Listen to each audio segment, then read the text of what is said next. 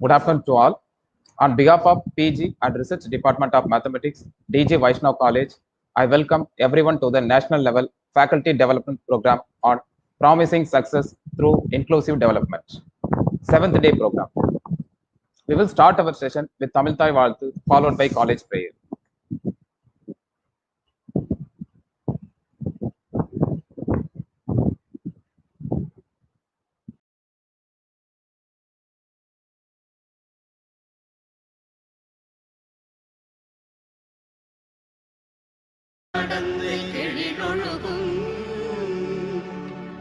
சீராரும் வதனமென திகழ்வரத கண்டமில் எக்கணமும் அதிசிறந்த திராவிடனல் திருநாடும் தக்க சிறு பிறை முதலும் தரித்தனரும் திலகமுமே அத்திலக வாசனை போல் அனைத்துலகும் இன்பமுற எத்திசையும் புகழ் மணக்க இருந்த பெரும் தமிழனங்கே தமிழனங்கே உன் சீரிழமை திறம் வியந்து செயல் மறந்து வாழ்த்துதுமே வாழ்த்துதுமே வாழ்த்துதுமே.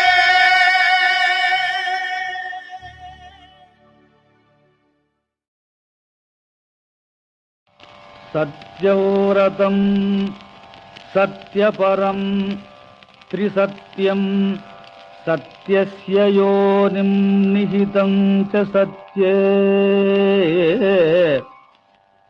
सत्यस्य सत्यं धृतसत्यनेत्रं सत्यात्मकं त्वां शरणं प्रपन्नाः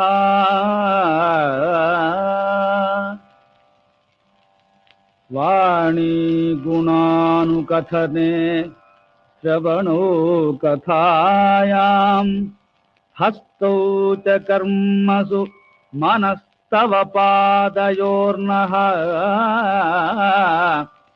स्मृत्यां शिरस्तव निवास जगत्प्रणामे दृष्टिस्ततां दर्शनेस्तु भवत्तनूनां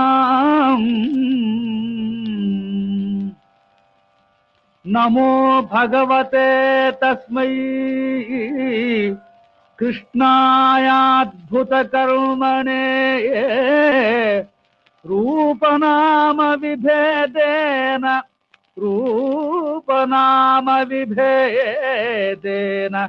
जगत्क्रीडति यो यतः ओम शांति शांति शांति.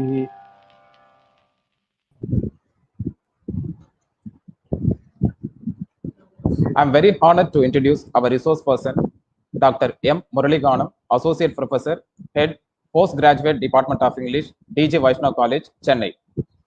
He did his degree and postgraduate degree in St. Joseph College, Trichy in the year 1983. His area of specialization, 19th and 20th century American literature with reference to Nathaniel Hawthorne and Ernest Hemingway for the MPhil and PhD degree. He has more than 25 years of teaching experience. Sir taught for about 12 years as lecturer and reader in Department of English, Karnataka University. In the Middle East for the 5 years in Cross College of Technology, Ministry of Education, Sultanate of Oman. His theatre experiences are directed plays of Harold Pinter, The Birthday Party, The Caretaker, T.S. Eliot, The Cocktail Party, Murder in the Cathedral, Shakespeare, Hamlet, Macbeth, and King Lear. Currently, sir, heading the postgraduate Department of English, DG VAISHNAV College. He is also research supervisor for the MPhil and PhD scholars with the University of Madras. With this brief introduction, once again, I welcome you, sir. Now, I hand over the session to you, sir.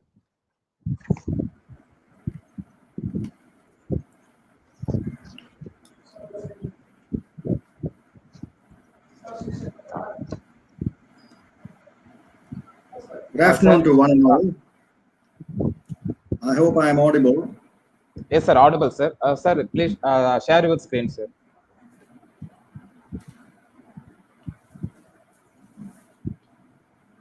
Yeah.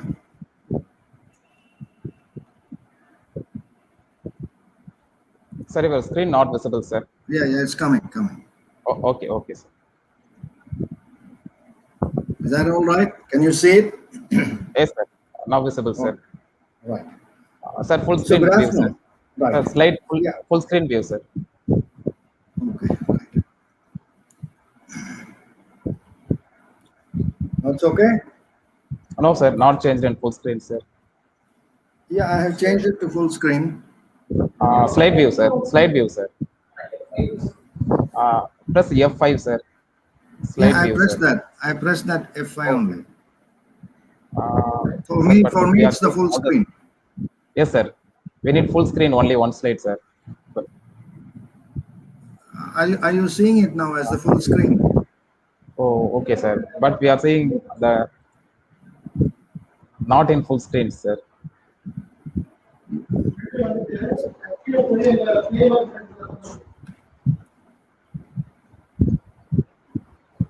Sir, yes. Just a minute. We're working on Okay, it. sir.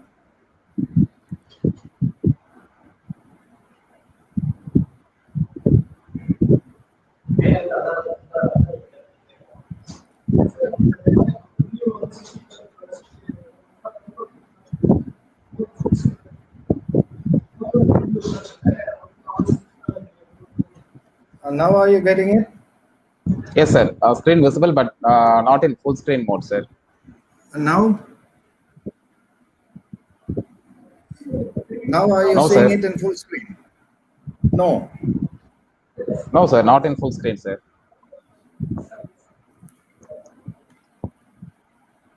Sir, slideshow. There is an option slideshow. Yeah.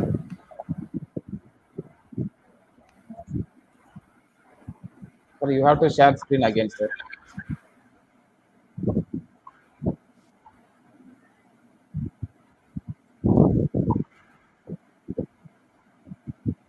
Now Sir, screen visible, sir. full screen. Sir, in top row there are slideshow options, sir. Slideshow. Or press F5, sir. It will give full screen view. Yeah, I pressed F5 only. For me, it is the full screen. Oh, I'm okay, seeing sir. the full screen. But we are not seeing the full screen, sir. The PPT also. Sir. Now, Sir, for us it is not in the full screen mode, sir.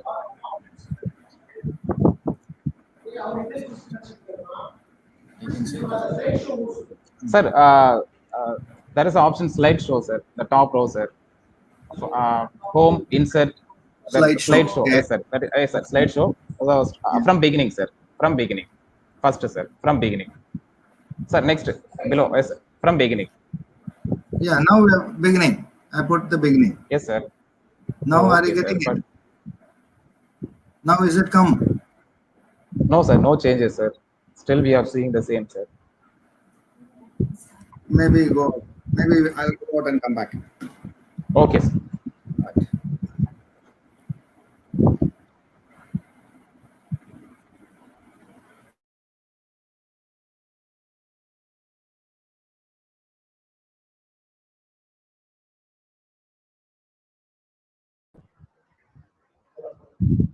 Sir, that is also fine, sir. We can see the text, sir. You can continue with the slide, sir.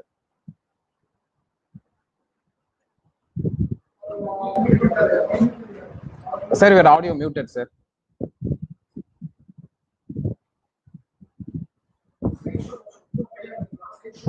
Okay.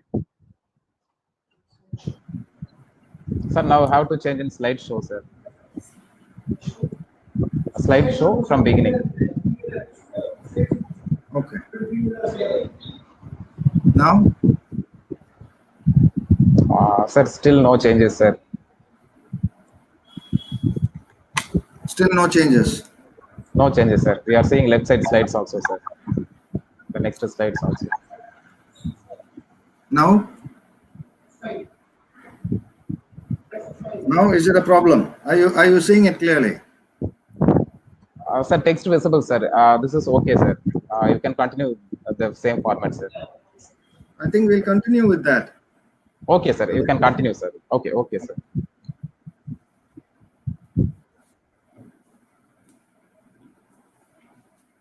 Okay, good afternoon to one and all.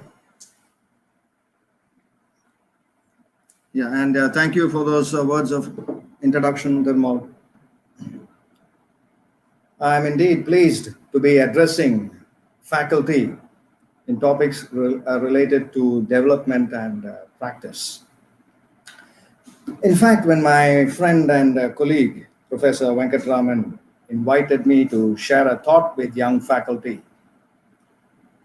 regarding the journey that I had traversed of a distance of 30 years or more in this profession, I was left pondering as to what I should touch upon.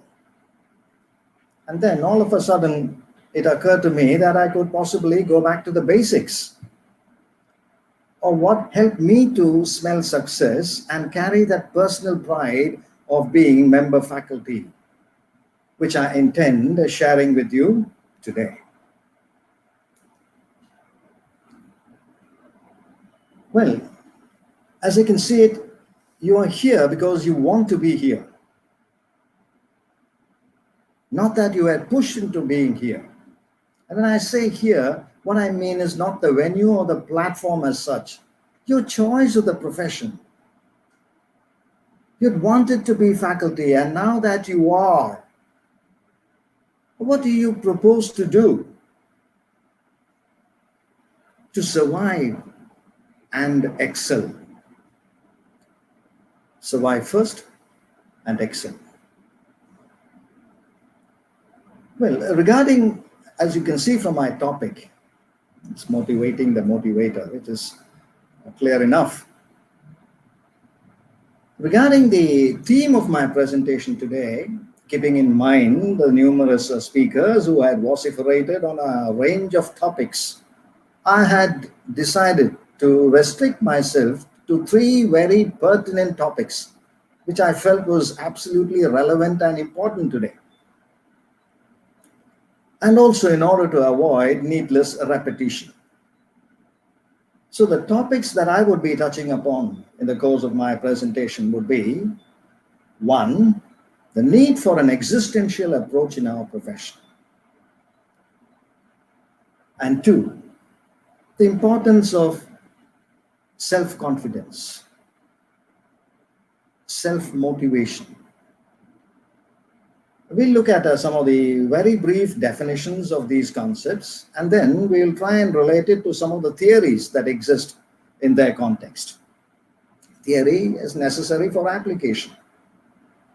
And then we'll close out our session with a few suggestive measures as to how we could possibly enhance this level of confidence and motivation. So that's on the agenda of my talk this afternoon.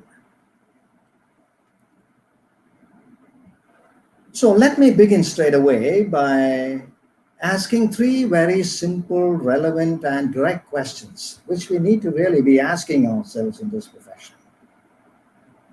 Do you have a belief, or do you have faith and belief and the confidence that you're someone with a difference?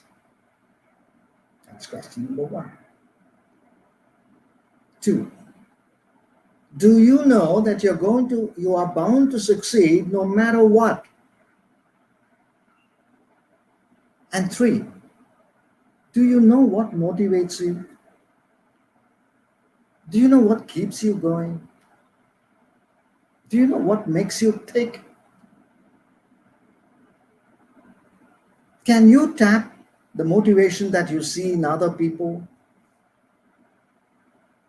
Well, if the answer is yes, you can rest assured that you're well on the road to self-development and success, both personally and professionally. So let me take up the first of the topics here. The need for an existential approach. In fact, existentialism is actually a philosophy. The term existentialism is a philosophy that came into being after World War II, with the bombing, with the bombs dropped and the catastrophic human conclusion that followed. Man's faith in Orthodox religion was shaken to the very roots. There was a growing realization in him that the doctrine of the other cheek wasn't working anymore. The thou shalt nots were not working anymore. And so he was now desperately looking for something that was workable. The thou shalt not has suddenly become irrelevant, forcing writers like D.S. Lawrence to ask, where are the thou shalts? So there was a reversal in attitude here. It is no more thou shalt not kill. Thou shalt kill, provided there is a need to do so. So this brings in the accountability. I become responsible for what I do. The doctrine of the other cheek became irrelevant, and non-violence today is a materialistic term. To be alive at all is being open to pain, suffering, violence, and death. Violence is automatic. But if violence has become a way of survival, then who is responsible? That word responsible is absolutely important to us.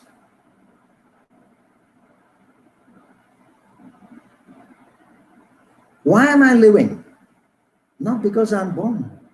The words of Descartes. I think and therefore I exist. So it is this thinking that has now made you an individual. When I say making you an individual, you are committed now to a human situation. You now have that freedom, but along with it goes the responsibility. A religion has been replaced by responsibility, which is the religion. Yes. Sorry to disturb you, sir. Sir, we are seeing the first slide only, sir. I haven't come into my slides, please. Okay, sir. Is this my next slide? Sir, we are seeing the first slide. Can you see only, the slide? Sir. No, sir. First slide only we are seeing, sir. I haven't moved on. I haven't moved on. I haven't moved on. Okay, sir. But for us only the first slide only. When I come to my next slide, I will let you know. Okay, sir. Okay, sir. Okay, sir.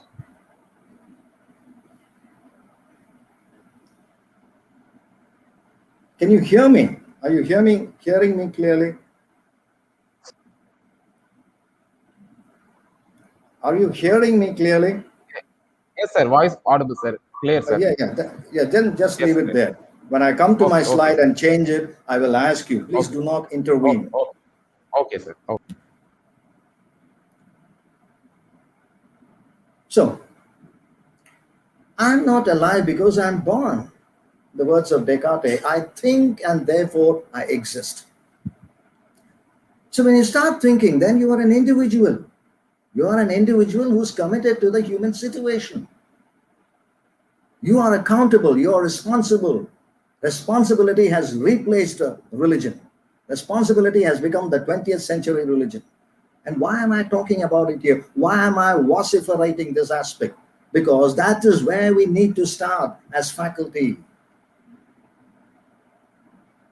When we have students marching in from the school to the college, the higher portals of learning, or from the undergraduate to the postgraduate class, this in fact is my very first talk to students, where I tell them very clearly, I cannot help you. I can only help you to help yourself. Because we are tired of people telling us, I forgot about my assignment, I was not there, I was absent, and so on. I think your very first talk should be about this aspect, the acceptance of responsibility, the need for existential living. Ignorance is not bliss anymore. I didn't know about the last date. I was absent for quite a while. Hey, what did you do to catch up with what you had lost? Are you telling me that because you were absent, the world had come to a standstill? See, I am pushing him into the role of becoming an existentialist. Now, that is the very first thing that you really need to do when you're talking to students. What is the point in telling them telling people around that they are not interested, they don't care, they are the present generation? They have to belong to some generation, just as we belong to a generation that did not know technology. So I think if you can talk to them about this need, about this existential need to make their lives existential, that is the acceptance of responsibility, which goes along with freedom, I think more than half the problem is over today. Otherwise, there is no point in talking to them about complex formulas and definitions and theories and whatnot, but they have forgotten the basics. They don't have anything called confidence. They don't have anything called motivation. They don't understand the meaning of the word responsibility. So where do you go from here? You see the point that I'm trying to put across there. So let me now talk about this personal confidence and personal motivation in a very simple way, defining it in a very simple, informal way, before we go later on into the theories that are involved. Well, one of the most debated and researched fields as of today is that of motivation. Why people do what they do? How can we get them to do what we need them to do?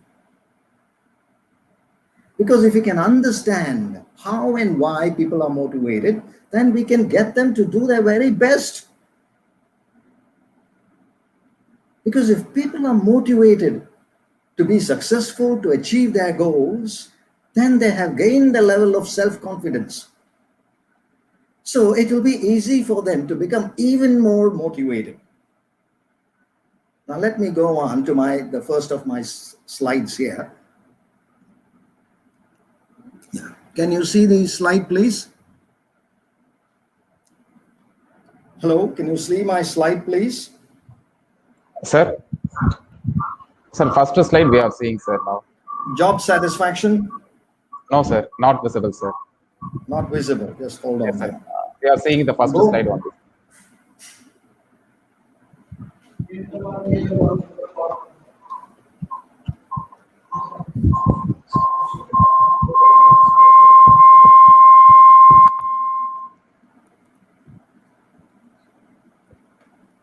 Now can you see it? Yes, sir. Now, okay, sir. Now, second slide. Can we go on with that? Okay, sir. Or do you want me to change it into the full screen? But not in full screen, sir. But we are seeing the second slide now, sir. Just try. Okay, sir. Can you see the full screen now?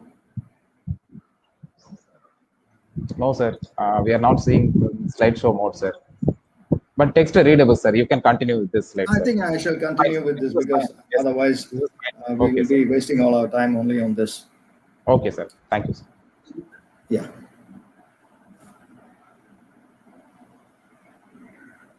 So you can also work on this confidence and motivation in the workplace to achieve your goals, because they are positive factors that could possibly help you to achieve results.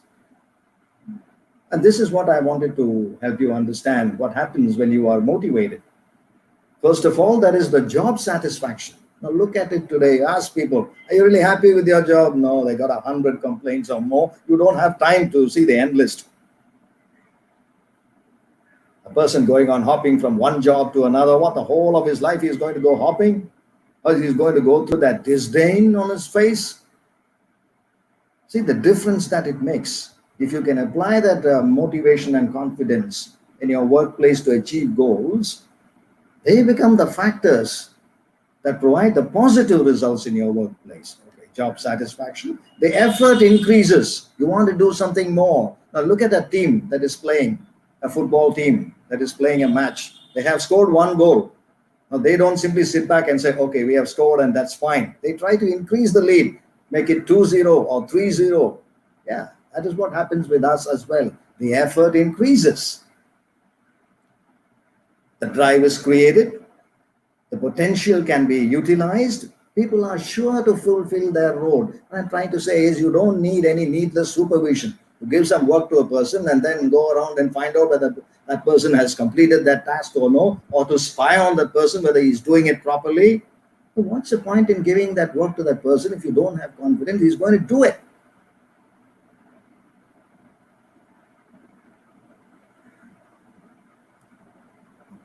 In fact, I want you to take a look at this sharp distinction between arrogance and confidence. Who an arrogant person is and who a confident person is. If you take an arrogant person, why is that person arrogant in the first place? Are you able to see my next slide, please? Hello? Are you seeing my next slide? Yes, sir. We are seeing the next slide. Right. Why is that person arrogant? Because he wants to cover all his inadequacies, his shortcomings, his limitations, his weaknesses. That's why he's arrogant. The arrogant person won't admit his fault at all. His entire focus is on looking to be and appearing to be. Just looking and appearing to be very good. That's all. Appearance is deceptive. Well, let's take the case of a confident person. A confident person goes by his sense of achievement. So he's not frightened to admit having made a mistake. Why should he? One mistake does not diminish all your abilities put together. So his focus is not on looking to be, appearing to be, but to be the very best. And that's what it is. Okay. Now we'll go into this small explanation of confidence, and then we'll get back to it.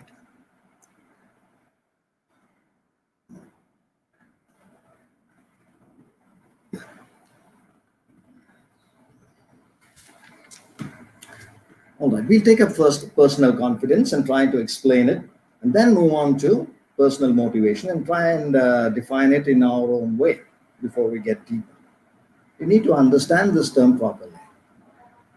Well, let's take personal confidence. We see people around us who are very confident. Sometimes it may be in our own circle, our friends, our neighbors, our well-wishers, those whom we know very well. They're absolutely confident. Well, what do we mean when we say they are very confident? They are confident in taking on the life's challenges, the difficult tasks, the hardships, the obstacles that life throws at us, at them. See, they have the ability to respond to a crisis with a sense of calm. They respond to a crisis. They don't react to a crisis. They respond to it with a sense of calm and without worrying, because they know they have the ability to resolve a problem. Now, just imagine you have a presentation to do before the board tomorrow. You have an option. You can go on worrying about it. Or you can simply plan and execute your presentation without any fear. So, when we see a person with confidence, what we see is the focus is on the strength while managing the weakness. See, you have to play to your strength, managing the weakness, as I said, because every human being has weaknesses. You can't simply get rid of them altogether just like that. It may not be possible. You can manage them, keep them under control while the focus is on the strength. If you take a team that is playing again, it focuses on its strength mainly. Weaknesses are going to be there, but let's not give importance to that. Let's play from our strength. Do what you can do best. You start that way. That's what we see in a confident person. He isn't afraid to take risks. Why should he? What happens if you fail? Nothing happens because you fail. You don't lose your life because you fail. Self-improvement opportunities. Yes, this is where you're raising the bar. You're creating opportunities for yourself. Now, if you take a champion footballer like Maradona, there is no stopping him, because I happened to see the final that Maradona played to win the World Cup. There is no stopping this genius. This is the work of God straight away. You can have 10 players from the opposite team trying to cover him, but he will create an opportunity for scoring. That's what he did. Creating self-opportunities. Yes, if opportunities are not available, you should know how to create it. That's what you see in a confident person. He's not going to go back home saying, no, there's no way out at all. Not afraid to make a mistake. Who doesn't make a mistake? Not afraid to acknowledge you don't know something. Please admit that. I beg your pardon. I had no idea what you're saying. Thank you so much for telling me about it. What's wrong in saying it? Instead, we walk away with the pretense you know everything. Honest about shortcomings. If you have a problem, say so. So much the better. A confident person can do all that. Now, if you take personal motivation, yes, what is this personal motivation? All of us have the desire that we want to achieve something in life. We know fully well we don't have infinity at our disposal. You cannot go on living. There's only a death certainty that awaits us. We all want to know that we have done something that is useful, meaningful, and something that is of quality. So being motivated means to improve self-confidence. Challenge ourselves to stretch beyond our limits. Now, in fact, I had one of my students who was very brilliant. He had come from some other college, okay, would score easily 70 plus in any test or any exam, and the person was way on top. The rest of the crowd only in their 60s. But as I began to observe this student started becoming complacent because there was no stiff competition. I was going on warning this person about the complacency. Complacency can bring you down. If you don't have a stiff competition around you, you raise the bar yourself. You create a standard for yourself and try to reach ahead. You're like a pole vaulter or a person who's doing high jump. He goes on and on and on till he can reach a point where he can jump or not clear.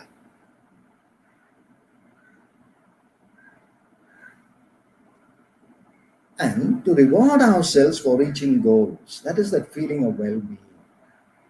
Now, sometimes we associate it with vanity and pride to give ourselves the self-congratulatory pat on the back. No harm if you ask me. When you have achieved something, yes, congratulate yourself. Be happy for that. Enjoy the rewards that have been given to you. There is no vanity there. There is no false pride at all. Okay. Now that we have gone into a very simple definition of confidence and motivation, let's traverse a little deeper now. Well, according to psychological research, there are so many theories related to confidence, a person's confidence, which it says is at once directly related to that person's feeling of well-being. It's the most important thing. The feeling of well-being, things around you. Are you well with yourself? Are you happy with yourself? Is there a settled peace and understanding within yourself? That is very, very important. Self-confidence related to that feeling of well-being and the ability to realize your full potential. Now, in fact, this self-confidence can be classified into two, what we may call as competence, and the other one is self-assurance. So what is this competence? Competence is the skill, the ability to do something. Now, you want to be an ace footballer, then you have to learn how to dribble the ball. You want to be a champion batsman, you must know how to defend first. Learn the skill, competence. But that alone is not enough. You must have the self-assurance, I can achieve something. I hope to achieve something. Now, people make a mistake here of prioritizing. Let me warn you of this danger. I want to take a shortcut here. Of prioritizing. Is this more important than that, or is that more important than this? Let me say that both are equally important. There must be a balance of competence and assurance for you to achieve something. Now let's take the recent example of our Indian cricket team touring Australia.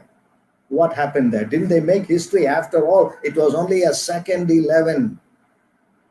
playing team that defeated the mighty Aussies in their own backyard, and having created history where they defeated them, where those people have never lost a match for the last 30 years or so. You call that a fluke? You call that a hand of God? The hand of God may work with Maradona's magic, but not here.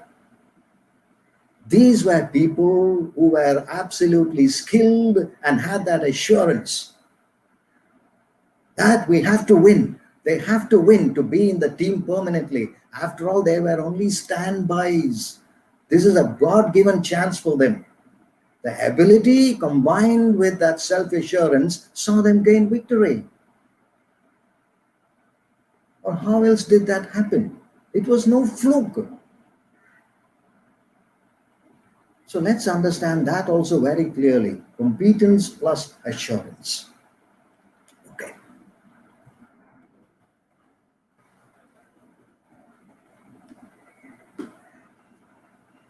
Self-confidence seen in the recovery of illness. How many times we see players who are laid low because of serious injuries, sometimes the spinal problems, and people have simply given them up for good. No, this fellow can never recover to play at the top level.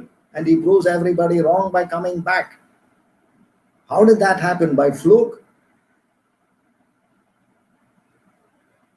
Or ability to overcome upsets? See how your confidence is able to help you tackle these aspects. On a given day, your plan A doesn't work, your plan B doesn't work, your plan C doesn't work, nothing works. So what if it doesn't work? We'll do something else. Or it helps you to move through negative experiences. Okay, let's look into a few more concepts related to confidence. I'm not introducing you to these terms. You are only too well aware of that. What we are doing is we are re-examining its vitality. As I told you, even at the outset of my talk, I'm going into the very basics of what helps a person to succeed. We know for certain it isn't the highest marks that helps a person succeed in life. Then what helps him succeed? These are the aspects. And we are exploring them. We are looking at it in a new way. We are re-examining them. Everybody knows what is self-esteem, that feeling of well-being, that feeling of uniqueness in you, that appreciation in you. Whether you succeed or no, keep that. That's my contribution here. Whether you fail or succeed, your esteem must always be intact. Sometimes you succeed, sometimes you fail, so on. But your esteem must be intact. Because a person with a low self-esteem is going to look at his failure as clear evidence of his incapabilities. Not a person with a high self-esteem. He knows how to respond to a crisis. He knows the coping abilities. He knows he is valuable and he is talented. You want to try it out? When you call a person, you're a fool. Now, a person with very low self-esteem will be sulking with that. He's already injured. The whole night, he may spend a sleepless night that he's been called a fool. Now, that is not going to work with a person who has a very strong confidence. You call him a fool, maybe he'll thank you. Thank you so much for pointing out to me that I'm a fool. Please be good enough to tell me in what way I'm a fool so that I can correct myself. You can do nothing against this kind of a person. Okay, that is one of the related aspects of confidence, self-esteem. And secondly, self-efficacy. I'll be talking about Alex Bandura, the Canadian-American psychologist, and his social theory. Self-efficacy is our judgment of our own capabilities, or what we can do with it or what we cannot do with it. As Bandura points out, the more we are tested for our fears and the more we are pulled out of our comfort zone, the self-efficacy, in fact, is enhanced. It increases. See, most people don't want to be drawn out of their comfort zone. Look at the way in which it is. The more you're pulled out of it, the more it's the better for you, because It increases the self-efficacy. But you must keep in mind that a person must have at least a base level of self-efficacy. Otherwise, he will not be trying out anything new. There are people that we run into. They won't do anything new. They won't accept any challenges. No, they'll choose only the weather-beaten track. Why? Because they want to play it safe, they say. That means he doesn't have that base level of self-efficacy. You could see that in students. Also, self-efficacy helps you. You're less affected by that sense of failure. It is that fear of failure that pegs us back. We are worried, what if it doesn't happen? What if we fail? With a strong self-efficacy, you're less affected by failure. In fact, there are 4 major sources that could really help to build this self-efficacy. What are they? One is the mastery experiences. Now, as you succeed, as you taste the success, what happens is the self-efficacy is reinforced. But you need to tell yourself, I cannot succeed all the time. See, that would be really very difficult. It is almost impossible. To go by what the Victorian poet Robert Browning has to say, earth is earth and heaven is heaven. There is no mistaking the two. Sometimes you fail, sometimes you succeed. There are people who are simply frightened of failure. They don't know how to handle failure. They can handle success. Who wants that? Mastery experience helps you to understand the truth of things. See, when it's failure that you embrace, it is teaching you something very, very important in life. It is telling you that you need to have a sustained effort in order to succeed. And you cannot say, last year I won Wimbledon, so this year I'm going to win Wimbledon again. It's not possible. How many times you've heard of seeded players crashing out in the very first round? What happens? Every match is a new beginning. Of course, still it would be best to try and avoid upsets if possible, till a person has achieved a certain level of self-efficacy. So that is what I mean by the mastery experience. The need to understand failure. Sometimes you can appreciate failure. The American poet Emily Dickinson had written a poem, "Success is counted sweetest by those who have never tasted it." If you succeed all the time, then success has no value at all. Just look at the situation before the pandemic. I'm sure many of us were becoming crazy, running from pillar to post. That's it. How I wish I could take some rest. How I wish there would be a few days off. Then came the pandemic, and then people started getting bored by staying at home. What more can you really hope for? Just stay at home, that's it. Stay at home, have your food, watch the TV. Now that is a problem for you. It becomes a problem because you're now used to being lethargic, you have nothing to do.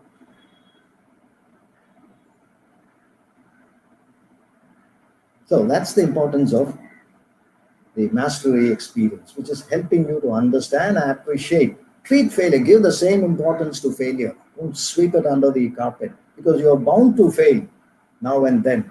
Take it in your stride. Then comes the social models. What are the social models? When we look at people who are similar to us, or more or less similar to us, succeeding, we have a hope that we can also succeed.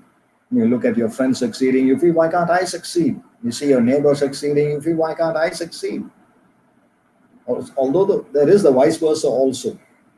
Nobody around me is succeeding, so how can I succeed? But these models are important because they help you to understand the level of competency that is required to acquire success in the workplace. The social models that we go by. And then, of course, the social persuasion. Most people will not do anything. You have seen that in class.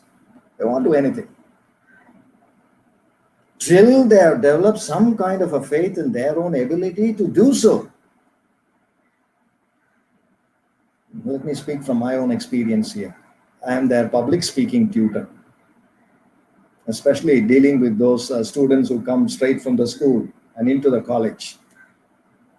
After theorizing, then asking, well, who is going to volunteer, who is going to start, then you have hands coming up. Yes, what's your problem? I studied in the Tamil medium schools. So, which school did Abdul Kalam study, sir? And then this person understands his excuse is not going to work with me. He's giving me a very good explanation of why he thinks he cannot be a speaker all the time speaking in English. And then I pointed out to him, look, man, you have already started speaking. Now, what's your problem now? See, that's a kind of a revelation for him. Because the moment I saw him, I understood it's not that he doesn't have the ability. He needs to create that faith in his ability. These are people who go on to the second year and third year, and then they come back and tell me, sir, you opened it up for me. Social persuasion. You have to help them believe in that. Of course, you cannot carry it beyond a certain extent. Because when you know for certain that they are not going to attain success, you will have to point it out to them. Otherwise, what happens is they begin to lose faith in your leadership. When you know fully well they are not prepared for a test, they are going to fail. If you don't practice, you are going to lose. It's understood. So social persuasion goes a long way in the classroom, trying and identifying their ability.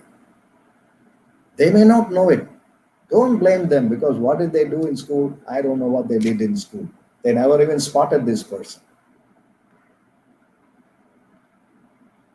I have not just one instance, numerous instances here, that these young learners have gone on to start vociferating when they started speaking. We began to develop on that, to develop their emotive ability to speak. Sometimes you become the social model for them. And then another one is the emotional states we're talking about. People are judgmental of their own emotional states, their responses to situations. That they can be blamed totally, because when they feel that they are stressed out and when they are under tension, they feel they are weak and vulnerable. Because mood is very much associated with the self-efficacy. When you have a very strong positive mood, then that self-efficacy is very high. But if you have a negative mood, then you find this self-efficacy diminishing. So care has to be taken to bring about that reduction of stress in the workplace. But more important than that, to help them understand, they have to learn to accept stress as a normal part of life. You may attend numerous classes here regarding stress management and this and that and so on. First thing is they have to understand it's a normal part of life. See, living in the city is stressful. Who said no?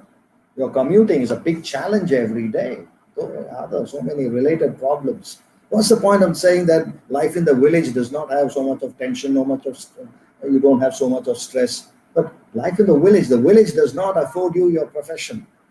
You have to be here. You have to learn to be here and to survive where you are. So the four important sources that could possibly develop self-efficacy. All right. From confidence, we're moving on to motivation. Frederick Herzberg's motivational theory. Herzberg, in fact, classifies the work environment into two, what he calls as satisfaction and dissatisfaction. Satisfaction can leave a person highly motivated. But dissatisfaction, he may not be motivated at all. And he goes on to examine it further by looking at the factors responsible for providing job satisfaction to employees, what he calls as the motivators. And those factors that don't give satisfaction to employees, what he calls as hygiene factors.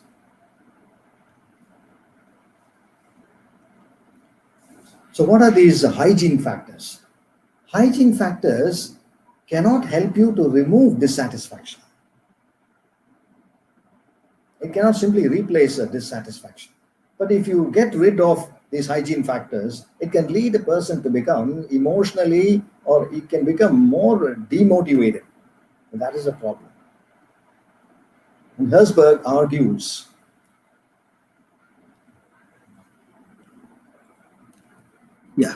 Herzberg's argument is that factors leading to dissatisfaction or factors associated with satisfaction are not the exact opposites at all. And this is what he has set up here, affecting the attitudes, like you see on the left side. Dissatisfaction, company policy. You're not happy with the company policy. You feel it is nothing but crazy.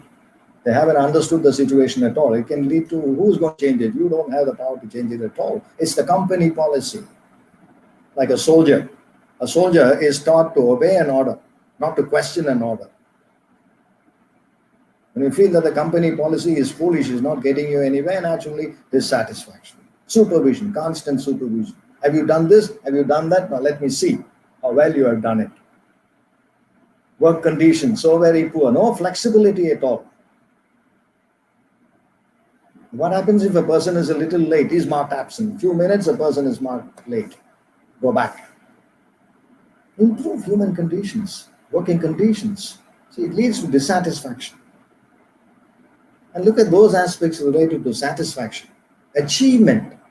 Maybe a very small achievement, still it's achievement, and there is recognition for that achievement, which is what makes sense. See, the person is satisfied. Responsibility. We began our talk that way, the acceptance of responsibility. You have given me the task, it's my responsibility to complete it. How I do it is irrelevant to you, but I will complete it. Yes, fine. Any boss is happy with that. Advancement, career growth. So the argument by Herzog is precisely this. That is, looking into those factors that bring about dissatisfaction, by working on those factors of dissatisfaction, it doesn't mean that it is going to automatically lead to satisfaction. No, it may not. By working on those factors of dissatisfaction, it may lead to the removal of dissatisfaction, that's it, or vice versa. So, you have to concentrate on the factors in the workplace that provide that sense of achievement and satisfaction. And that can be done by accepting more responsibilities or the growth of ability itself. Herzberg's theory. Then there is Victor Vroom. Victor Vroom has something interesting to say. Victor Vroom, again, the noted psychologist. Well, his emphasis, his expectancy theory, his emphasis is mainly on the outcome and not the needs. Because he goes by the view that effort is the result of motivation, which leads to performance, which leads to outcome, which is because of performance. But for a person to be strongly motivated, he argues that there must be a linking of three factors, what he calls as expectancy, instrumentality, and valence. What is expectancy? It is the belief that effort leads to performance. The harder you work, the greater will be the performance. Less hard you work, lesser will be the performance. Or instrumentality. Instrumentality is the belief that performance will lead to outcome. Higher the performance, higher the outcome. The lower the performance, lower the outcome. A hope that your work will be rewarded. Or valence. As people give importance to the outcome or the reward, they give greater importance to the outcome or reward. And a person feels that spending time with his family is more important, then he is not going to take on extra responsibilities or extra time work because he's going to be given more remuneration. But if a person feels money is more important, then he'll go ahead and accept extra time work because there is extra remuneration there.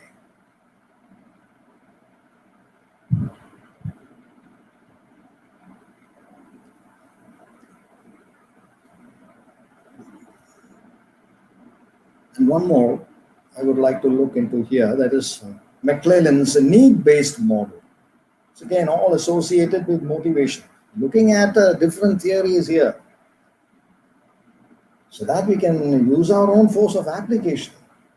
McClellan's need-based model is based on three aspects: need for achievement, need for affiliation, and need for power. I'll give you this here. The need for achievement. Yes, everybody wants that sense of achievement. He gives us a direct example where there were people, three groups of people, throwing rings around a peg. Now, the first group of people stood very close to the peg and then threw the rings so that it would go and fall onto the peg. The second group of people, they are standing well away from the peg. So when they threw it, the chances were very slim, very remote, it would fall into the peg. The third group of people stood at a reasonable distance. There's every chance that they're throwing the ring can fall into the peg or it may fall down anyway. Now, if you take the first group of people, they stood very close to the peg and threw it and they were so sure that it will fall onto the peg. Do you call that achievement in the first place? You may get the question paper before an exam and you know all the answers and you write down the answers and you score very highly. Is that an achievement at all? Sometimes you find a match is fixed. Is that real achievement? Sometimes you find the interviews are fixed. So is that an achievement? See, the need for real achievement. Each individual has these three needs. That's the first one, the need for achievement, need for affiliation. You're relating yourself to the human condition. You're relating yourself to society. Forget what Emerson has to say. Society is always in conspiracy against the individual. Still, no man is an island. You need to relate yourself to society, to people around you. That feeling of caring, that love. You need someone to share your success with. Otherwise, it becomes useless for you. Need for affiliation or the need for power. This is a human being somewhere where you can possibly lead. Now, after all, how do we look at a dog? You say, you don't run around like a dog. You are degrading the status of a dog. That's what we are doing. Running around like a dog. But that dog leads us when it's playing the role of a sniffer. Look at the attention that it draws on itself. What you could do, it's doing. After all, you looked at it only as a canine quadruped. It's leading now. So much so in the case of human beings. That need for power, somewhere where I can be useful. I can lead from the front. I can do something. And of course, any theory on motivation would be incomplete without Maslow. I am not introducing Maslow here. I have a point to say at the end of it when we look at Maslow's hierarchy of human needs. The physiological needs, as he points out, food, shelter, clothes. Without that, yes, the person is capable of physical harm. And sometimes what happens is that a chain snatcher. Well, if questioned, they may not have an exact motive of harming that person. Maybe the situation at home was so very bad, somebody was so very sick, and he had to be taken to the hospital where the doctor says, pay the bill first. We wonder why this fellow ever took up the medical profession. Pay the bill first. That's what he says. So what do you expect that man to do when he doesn't have money? He does something that is desperate. Or safety, financial security, protection from authority.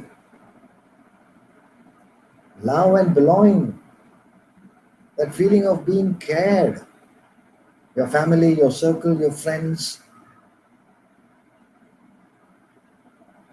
esteem, ego. Today, ego is spoken of in derogatory terms. It's an ego problem that he has. As if having an ego is such a very, very bad thing. Maybe he has not understood Freud's topography of the human mind to wax eloquence on that. You need to have ego. You need to have that self-esteem, that you need to think for yourself that you are as smart and funny as anyone else. You are as witty as anyone else. You need to be given that opportunity. Why? Because it's only when the first four levels are met can you get into the last need. That is self-actualization. Becoming what you're capable of becoming. You want to become the perfect parent? Yes. You want to become the perfect athlete? Yes. But for that, the first four will have to be met. But why did I bring up Maslow here? It's quite an interesting sentence that Maslow's professor, Van Dyer, had to tell Maslow. Look at what he said. These were his watchwords, in fact, guidance. Don't be bothered about other people's opinion. Just look at that. This is advice given to Maslow himself. Don't be worried about what other people think and what their opinion is. Don't do something because there is money involved in it or fame and the reputation, etc. Do something if you enjoy doing it. How very simple. There is such great truth in very simple statements, but we go overboard with too many complications. So I think as I'm coming to the end of my talk, and I don't know whether I'm shooting past time. Yeah, this is something that I would like to, I think this would be my last slide. So what did we understand in the course of this talk here? We need to have an existential approach and we need to have confidence or motivation. Otherwise, you're nowhere. That's it. What you get is going to be inconsequential later on. Okay, so how are we going to improve confidence and motivation? We go into simple things. Again, the basics. It's like telling a person, go and read 10 books. I can give you a big list. Go and read 10 books if you want to improve public speaking. And at the end of it, you will be more confused than ever. Or shall we go into some practical tips to improve confidence and motivation? Yes, number one, dress up properly. Because from my observation, I have seen faculty taking things for granted. Now, you are playing a role. See, if you want to be confident, you need to be dressed properly. And that is going to help you. I'm not saying you need to embrace a very expensive wardrobe, but a little investment in that direction is going to help you greatly. At least you need not be worried about whether people are looking at that stain in your collar, on your shirt sleeve. There are people who dress and then ask others, how does this look? How does it look? Why you have no idea how it looks? And if you're faculty, please do not go into a classroom with overgrown hair as if you're a footballer. You're not a footballer. You need to make yourself presentable. You have a decent haircut. And be clean shaven if you can. You're definitely not a footballer. A footballer has his own reasons for growing so much of hair. See? Dressing up. I've seen some faculty people wearing Hawaii chappals and walking to a classroom. Okay, step up the pace. Looking at yourself walking. No, are you walking so very slowly with your shoulder, with your head looking down, pointed to the ground and walking so very slowly? What kind of an impression do you create even when you walk into a classroom? It's like attending an interview. It's not only on the questions that you ask, that you answer, you're going to be chosen or no. The very way in which you walk into a classroom into an interview hall decides everything. So step up the pace at least by 25%. Or walk a little more briskly. Every time you move from point A to point B, you're working as if you're on a mission. Step up the pace. Watch your posture. Not standing as if you cannot support your own weight, as if your legs cannot support your body weight. Slouching, stooping shoulders. Put your shoulders back. Your head held high, erect. Makes an impression. Personal advertisement. When things don't go well for you, of course, if you have your friend to talk to you, that's all right. But we cannot take our friends wherever we go. You become your personal advertisement. You give yourself a good talk. All right, this is what happened. Okay, this is what I did. So what I need to do is I need to understand from this. Give yourself that talk. Personal advertisement. It works. Gratitude for what you have, not what you don't have. I think one of the speakers deliberated on the negative talk. Removing negative thoughts. Yes. Practice gratitude. Be grateful for what you have. All the time comparing this or that. No. You're so very fortunate to be having this at least. When you practice gratitude, it creates a feeling of well-being within you. And then that promotes your personal magnetism. There's a smile on the face. As I keep telling my students, day in and out, the first thing that you wake up is don't go to your mobile, that wretched thing called mobile. When we were students, we didn't have a thing called mobile. So much the better for us then. That's why we are where we are. Go to the mirror and practice a smile, whether you like it or not. Look at yourself and smile at yourself. Then you learn to smile at people.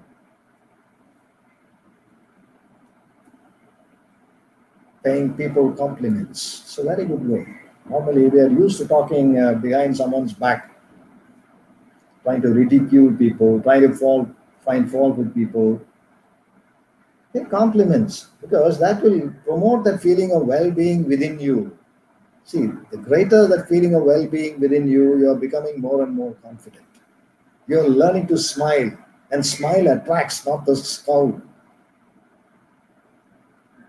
Speak up. Don't be bothered about what other people have to say. Well, you may have something to contribute in a crowd, maybe a discussion, a good discussion, whatever. What will that person think? What will this person think? That is what my students tell me when they make their first attempt to come at public speaking.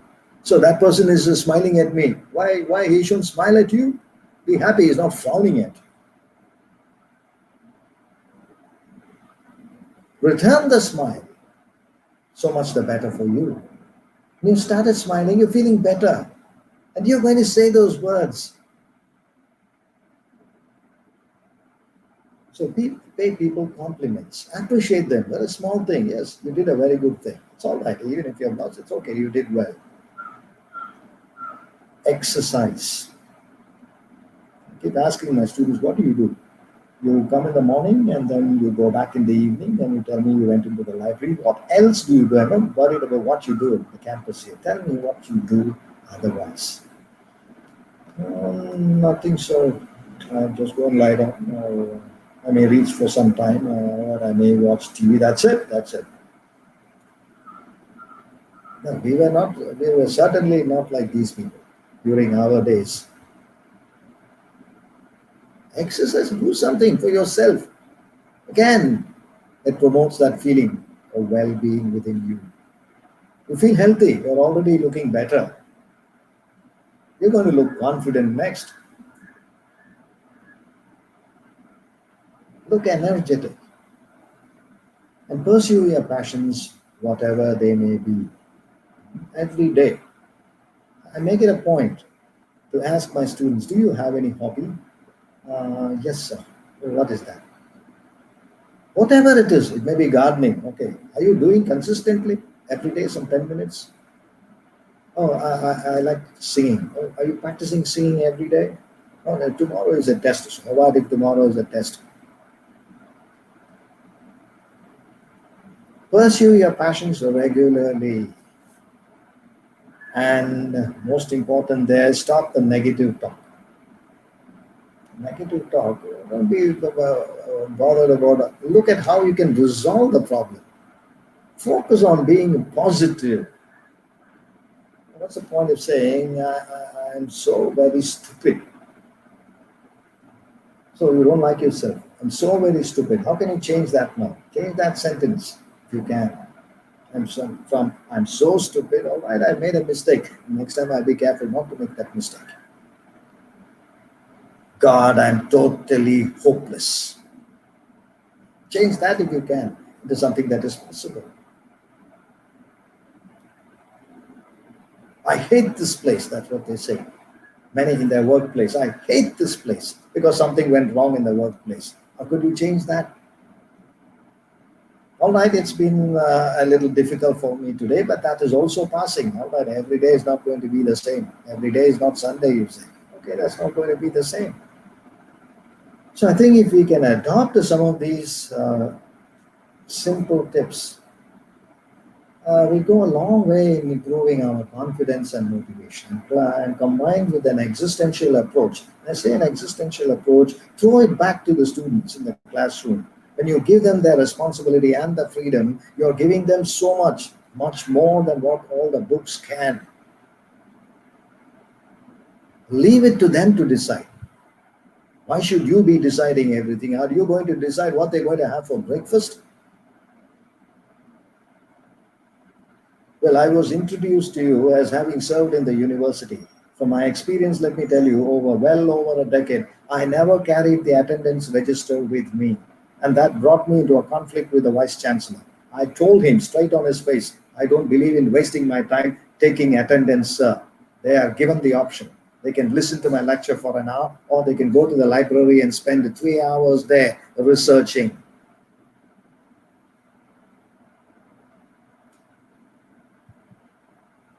And it did work. And even to this day, I don't really take attendance as such. I give them the option. You're welcome to listen. But you don't want to listen, go ahead. Tolstoy had his model school. And what was that model school? It was not simply of buildings. Children were given absolute freedom. Attend school if you wanted to. If you didn't want, you didn't have to come. You didn't feel like writing a test or an exam, don't. So, the need for being existential in approach. Give them that responsibility and that freedom, and you will see it working wonders. And that is what I had understood and experienced during my long journey in this profession of well over 30 years. So I think my time has now come to an end, and I think I don't know whether I have overshot. So with these few words, and then let me then conclude my presentation. I thank the organizers for giving me this opportunity, and I thank my audience for listening to me, because I have no opportunity of seeing you, but under the assumption.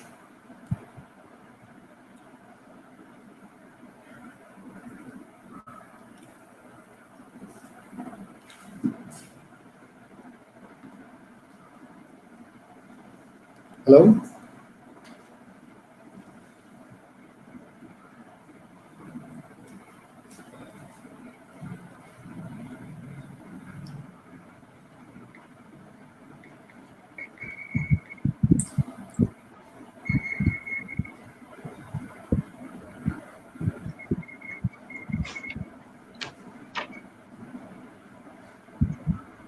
Thank you, sir.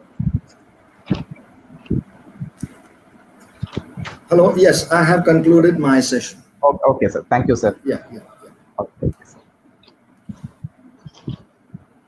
Thank you, sir. We are grateful for the time and effort you took to share your thoughts and experiences in the 7 days national level virtual faculty development program on promising success through inclusive development. Thank you, sir, for spending your valuable time in sharing your knowledge in view of motivating and encouraging teachers. Thank you, sir. Dear participants, Thank you. feedback will Thank be you very posted much. in the chat box. Our next session will start at 3:30 p.m. Thank you.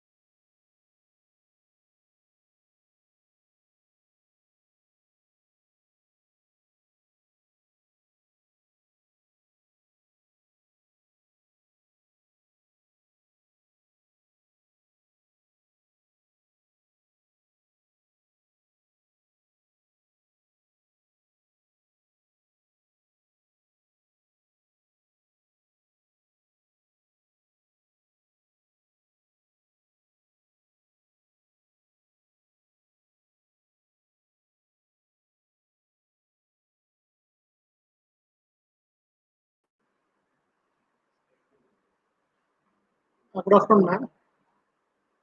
Welcome, ma'am. Ma'am, your audio is on mute, ma'am. Please release the mute, ma'am. Your audio.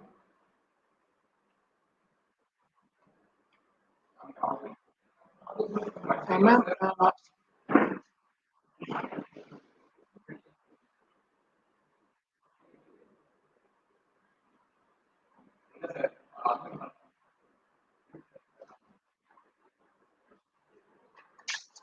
ma'am, we are unable to hear you, ma'am.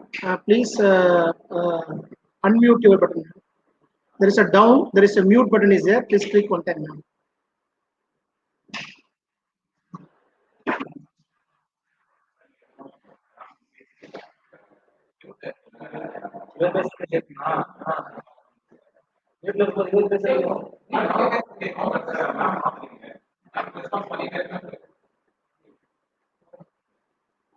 Yes, ma'am. Ma'am, is audible, ma'am?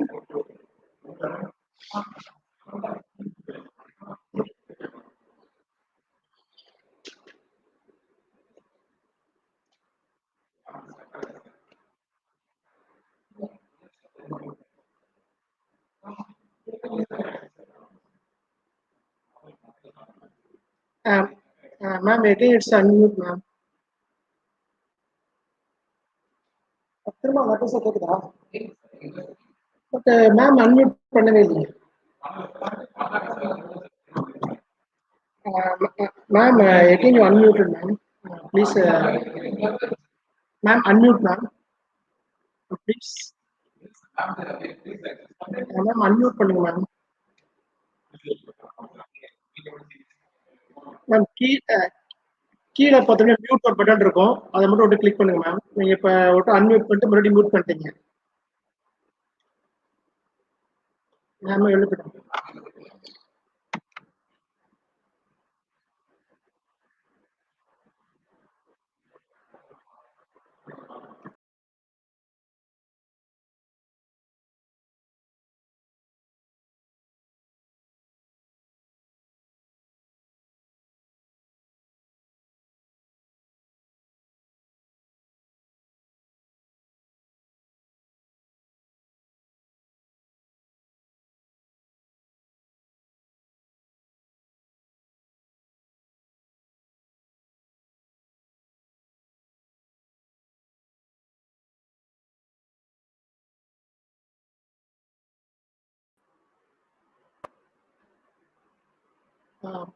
Good evening ma'am welcome ma'am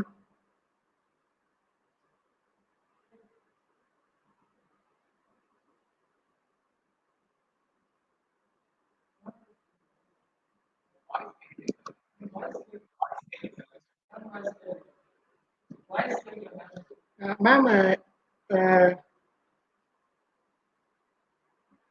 ma'am I cannot hear your voice ma'am மறுபடியும் mute பண்றேன் மற்றோட meet பண்ணிடுறாங்க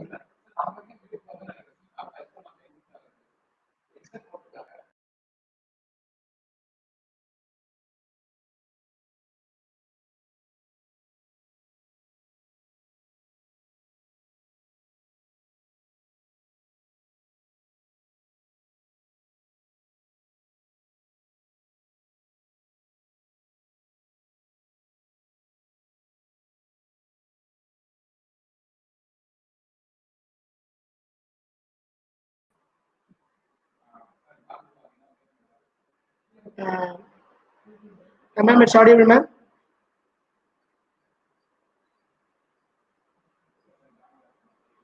ma'am we cannot hear you ma'am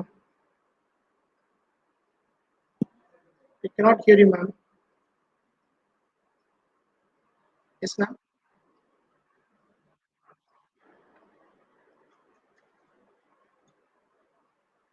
ma'am again it's muted mode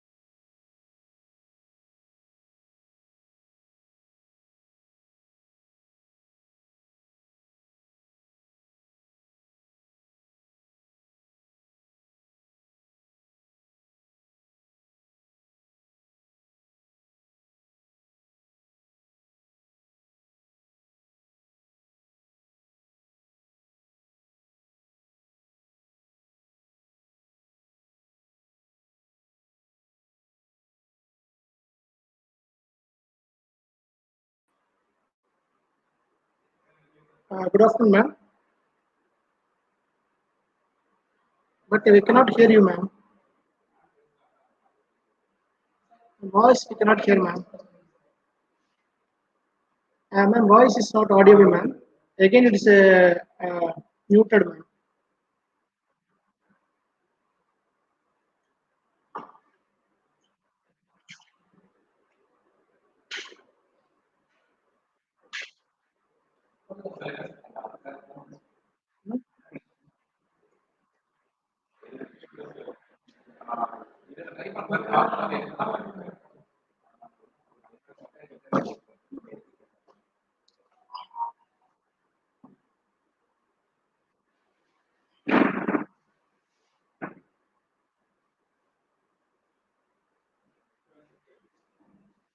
அவங்க try பண்ணிட்டு இருக்காங்க.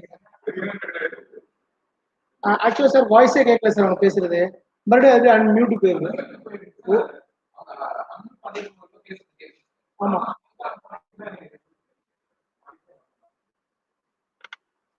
Ma'am வந்துட்டாங்க மறுபடியும்.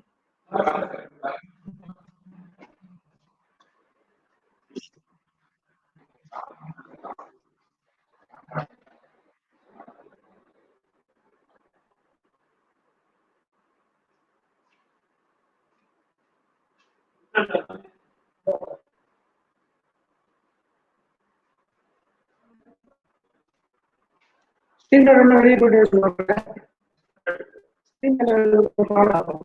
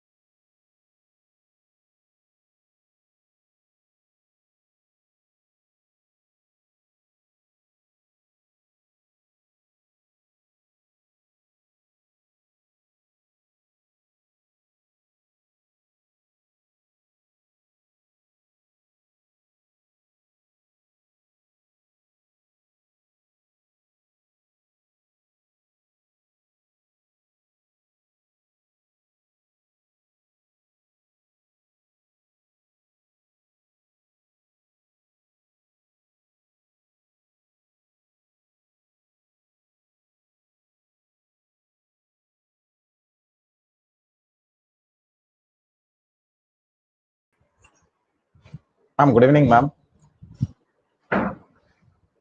Ma'am, video clear, ma'am, but audio not clear, ma'am.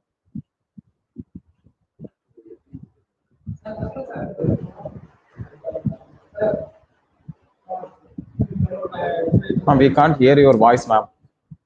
Only video, only visible, ma'am. Okay.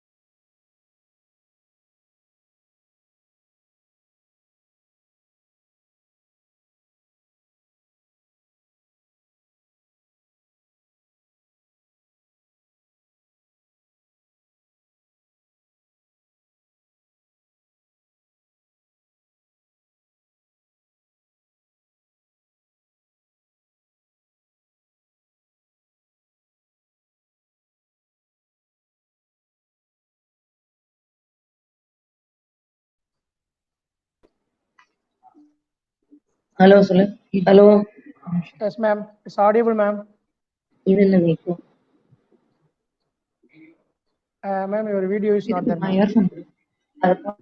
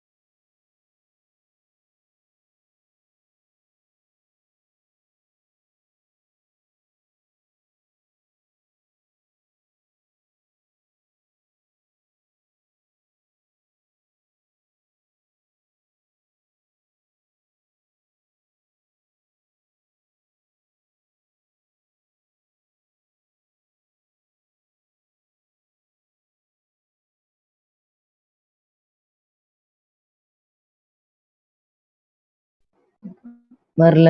Hello hello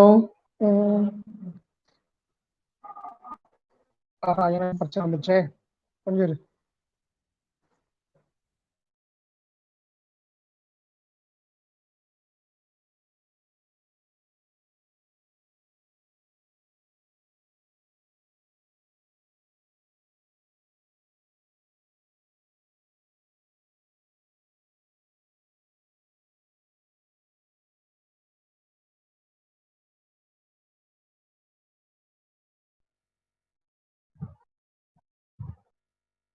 ma'am இது use பண்ணுங்க sir. நீங்க பேசுங்க sir. நீங்க பாத்தீங்களா ஸ்ட்ரீம்? ஹலோ கேக்குதா? Good evening, ma'am. It's audible, ma'am. Sir Yes, ma'am. ஆடிபிளா? Yes, ma'am. இப்ப கேக்குதா? Yes, ma'am. கேக்குது, ma'am. Okay okay I start program, ma'am. Okay. Yes, ma'am. Yes sir. Yes sorry. Yeah. Good evening, one and all. I am Somasundara Uri. Welcome, on behalf of Department of Postgraduate and Research Department of Mathematics. Is very grateful to introduce today's speaker. It's a last session. Dr. T.S. Prema, Associate Professor and Head, Department of Economics, Shift 1 and Shift 2. Ma'am having total teaching experience of 32 years. In this, 9 years at Anna Others College, Chennai, and 25 years at DWARAKA College, Chennai. Madam produced 3 doctorates and so far gathered 36 MPhil scholars. Member of various academic bodies and member secretary, Academic Council, DWARAKA College. Madam organized many conferences, seminars, and workshops. Presented research papers at more than 100 seminars and conferences. Ma'am paper got selected at international conference and was invited to present the paper at Bangkok. Ma'am active debater, poet, commentator, comparer, and a moderator of a Tamil literacy and religious program on the stage and in all TV channels. She has been a recipient of prizes from 3 chief ministers of Tamil Nadu, namely Dr. M.G. Ramachandran, Dr. Kalaignar Karunanidhi, and Dr. J. Jayalalitha. Ma'am visited for literacy programs and conferences for cities, the famous cities Durban, Abu Dhabi, Dubai, and also visited the country Bangkok and Sri Lanka and Indonesia. Ma'am received so many awards. Just we are name it a few. Margaret Haswell Award in Economics, My Guru Award for the Best Teacher, Senjor Selvi, Magalir Mamani, Tamil Sudar, Best Speaker Award by Dubai Tamil Sangam, அறிவு களஞ்சியம் விருது, பாரதியார் விருது, சேவை செம்மல் விருது, ஆன்மீக சேவை செம்மல் விருது, வைஷ்ணவ் அச்சீவர் அவார்ட், பெண் சாதனையாளர் விருது. As more than that, ma'am, I know as a very good social NSS social worker and also a very good leader and also is inspirer and take the team and along with you and it's feel like the whole department and staff like a family. So as a ma'am is the right person, so the concluding session to all the persons. Ma'am, now it's over to you, ma'am.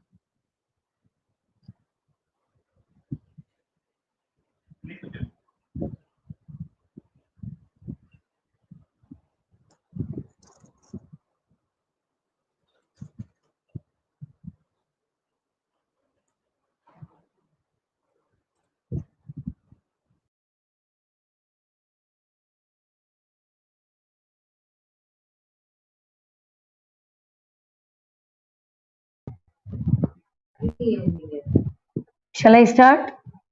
Yes, ma'am. Yes, ma'am, வந்துச்சு ma'am. Yes, ma'am. வருதா? Start, ma'am. வருது ma'am. நான் பேசுறது கேக்குதா? கேக்குது ma'am. வருதா? Start பண்ணலாம். Okay. Thank you.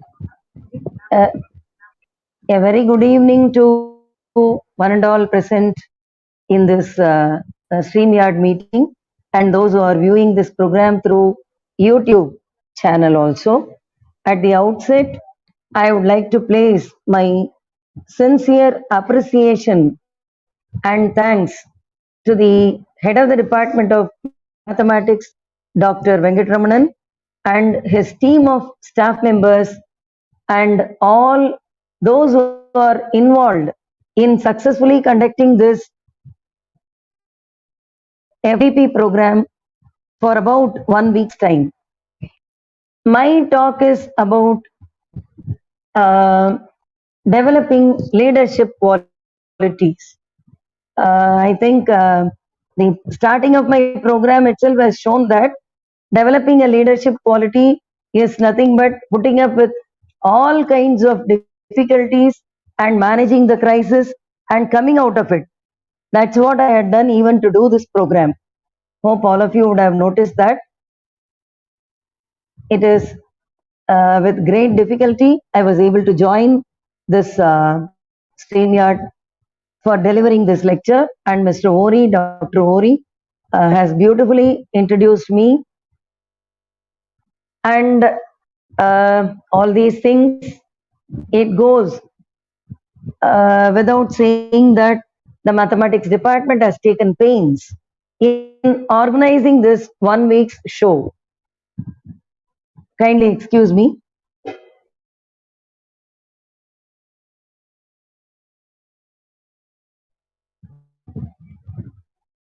See, developing leadership qualities, that is my topic which I have chosen and I have given to them. And motivating a motivator was the topic which you had earlier to mine. Dr. Murali Ganam had delivered a very good, wonderful speech. I was able to listen to him at the fag end of the speech. But now I am going to give you the practical examples of how a leader emerges. A leader is, I can even say that a leader is born, as well as at times he is also made. A leader is always a leader. ஒரு leader வந்து எப்படி இருக்கணும் அப்படின்னு பார்த்தா அதற்குண்டான qualities what a leader has to possess, that is very very important.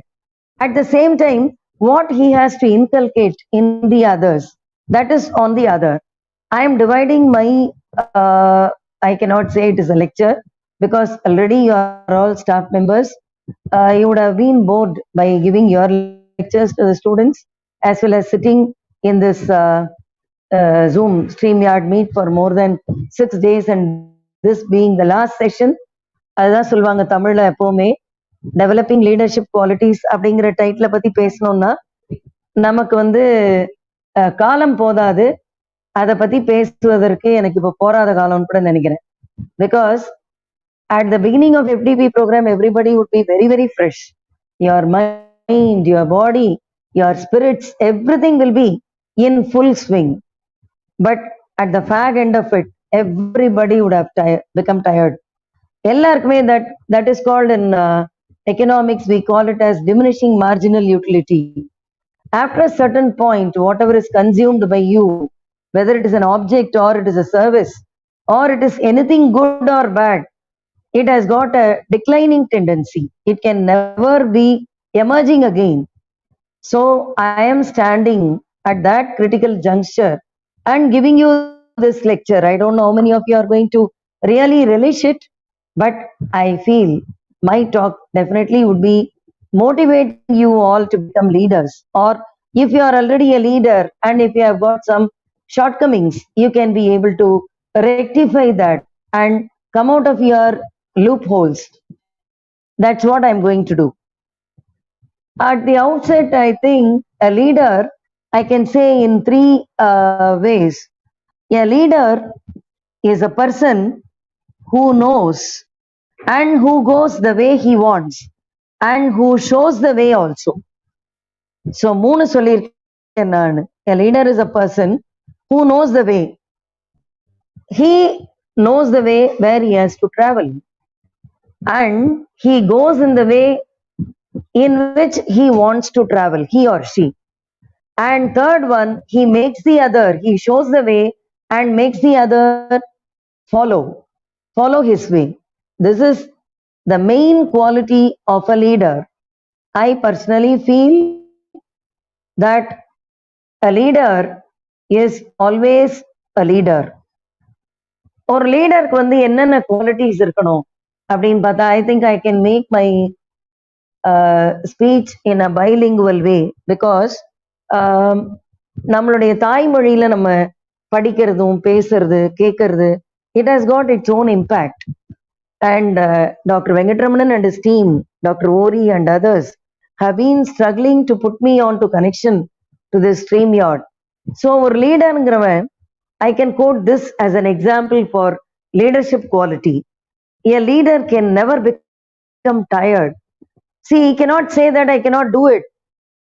Like the way the mathematics department was trying to catch me online and put me into the StreamYard and make people attend this lecture through YouTube channel. That is the leadership quality I really appreciate. Thanks to Dr. Venkatramanan and his team and Mr. Ori also. They have taken such a painful travel, definitely, but they made it very interesting. When I went through the invitation, I was really amazed because a faculty development program, FDP, is usually designed in their own subject. It will be definitely boring, and that too on a Sunday after you are in your post-lunch session, when you sit with the talk, and half of the teachers of DG Vaishnav College are also there. I think they all will be knowing how tough and how difficult it is to sit before your mobiles or your laptops to witness these programs. அப்பதான் வந்து நம்மளுக்கு வந்து நம்ம students படுற கஷ்டம் நம்மளுக்கு தெரியும். See, we keep moving in the class. Always we have teachers have got a better opportunity of standing, walking and doing something on the board. But the students left with no option, they have to keep sitting throughout the hour. At times they may even sleep. We easily question them, why are you sleeping? Why are you yawning? எல்லாம் கேட்டுருவோம், ஏன் தூங்குற, ஏன் கொட்டாய் விடுற, கேட்கறது easy. ஆனா நம்ம வந்து அதுக்கு பதில் சொல்றது தான், it is really tough. So a leader is a person who knows the way first. He or she knows their way, their goal, their destination they would have already decided. Okay, so after deciding the destination, they know the way. A leader knows the way and he goes the way. After knowing the way, definitely one has to travel in that way. So he goes in the way, he or she. Number 3, not only me going in the way, being a leader, I must be able to show the way to my followers. So a leader knows the way, goes the way, and shows the way. That is the main idea, because he is supposed to be the lighthouse for the followers. ஒரு leader எப்படி இருக்காங்க அப்படின்னு பார்த்தா, we all know how a leader is born, how a leader is made, how he is developing himself or herself, how one molds himself or herself into a leader. ஒரு தலைவன் எப்படி உருவாகிறான்? நம்மளுடைய தமிழ்நாட்டை பொறுத்தவரையிலும் உங்களுக்கு எல்லாம் தெரியும், தலைவன் அப்படின்னு சொன்னா சும்மா இருக்கிறவனையே கொஞ்சம் தான் நம்மளுடைய ரொம்ப கலோக்கியல் லாங்குவேஜ்ல சொல்லணும்னா ரணகளம் ஆக்கணும்னா தலைவா அப்படின்ட்டா போதும். தலைவன் அப்படின்னு சொன்னா பல பேர் தலை இருக்கிறவெல்லாம் தலைவன் ஆயிடும். சில பேர் நான் பாலிடிக்ஸ் பேசுறதா நினைக்காதீங்க, எனக்கு பாலிடிக்ஸ் எல்லாம் தெரியாது. And I don't want to talk about that also in the academic platform. See, even in the ordinary organization like ours, everybody calls Talaiva, Talaivi, ella solrom. See, if they are really Talaiva or Talaivi, it is okay. But for the sake of calling, for the sake of cheering up one person, if we are going to do that, what will it lead to? It is going to lead us to disaster. So, ஒரு leader எப்படி இருக்கணும் அப்படின்னு கேட்டா, in my speech I am going to say how a leader has to conduct himself or herself. ஒரு லீடருக்கு என்னென்ன qualities இருக்கணும்? What are the characteristic features? What are the qualities that a leader has to possess? And number 2, what are the qualities that he has to inculcate in the others who follow him? ஒரு தலைவன் தான் எப்படி நடக்க வேண்டும் என்பதற்கு அவனுக்கு சில qualities இருக்கு, அவனுக்கு சில ஃபீச்சர்ஸ் இருக்கு. Definitely he has to follow that. In the same way, when he is preparing the others, தலைவர்கள் தொண்டர்களை உருவாக்கும் பொழுது they have to be little more careful. They have to inculcate and they have to mold them with such good qualities. A leader, as I told you already, they are born. Born leaders we have seen in our freedom fight movement, in our other struggles where we had gone through. See, our country has gone through many stages. It's not that very easily we got independence. It's not that very easily we got the republic. We recently celebrated our Republic Day, and not only that, one among the freedom fighters, namely Netaji Subhash Chandra Bose, NSB, our 125th anniversary celebrations we had recently. How they emerged as leaders? ஒவ்வொருத்தரும் எப்படி உருவானாங்க? It's not that very easy. See, a leader, first of all, must be prepared to undergo turmoil, must be prepared to undergo tough times. Okay, and a leader has to definitely have positive quality, positivity. Pessimistic இருக்கிறவன் லீடரா இருக்க முடியாது. See, some leaders are positive as far as they are concerned, and as far as the others or the followers are concerned, they make them pessimists. அந்த மாதிரியும் பண்ணக்கூடாது. A leader cannot make the others follow him. It is by his qualities, others have to follow him automatically. It is not through dictatorship, it is not through domination that you can make somebody follow you. That will not sustain for a longer time. Compel பண்ணி ஒருத்தரை என் பின்னால வாடான்னு சொன்னா அவன் ரொம்ப நாள் நீடிச்சு நிற்க மாட்டான். இதே மாதிரி இன்னொருத்தன் காசு கொடுத்தா அவன் பின்னால போயிடுவான். He needs only money, that's all. A real leadership quality will make people follow somebody like Mahatma Gandhi of our country, like Nelson Mandela, who fought for the rights of the blacks. அந்த மாதிரி ஒரு leadership quality நம்மகிட்ட இருக்கணும். And basically, friends, I feel every teacher has to be a leader, himself or herself. Definitely. Unless you are a leader, unless you identify your leadership qualities, you cannot command respect from your students. Absolutely not. A leadership, that is, a leader has to possess some basic qualities. What are the qualities a leader has to possess?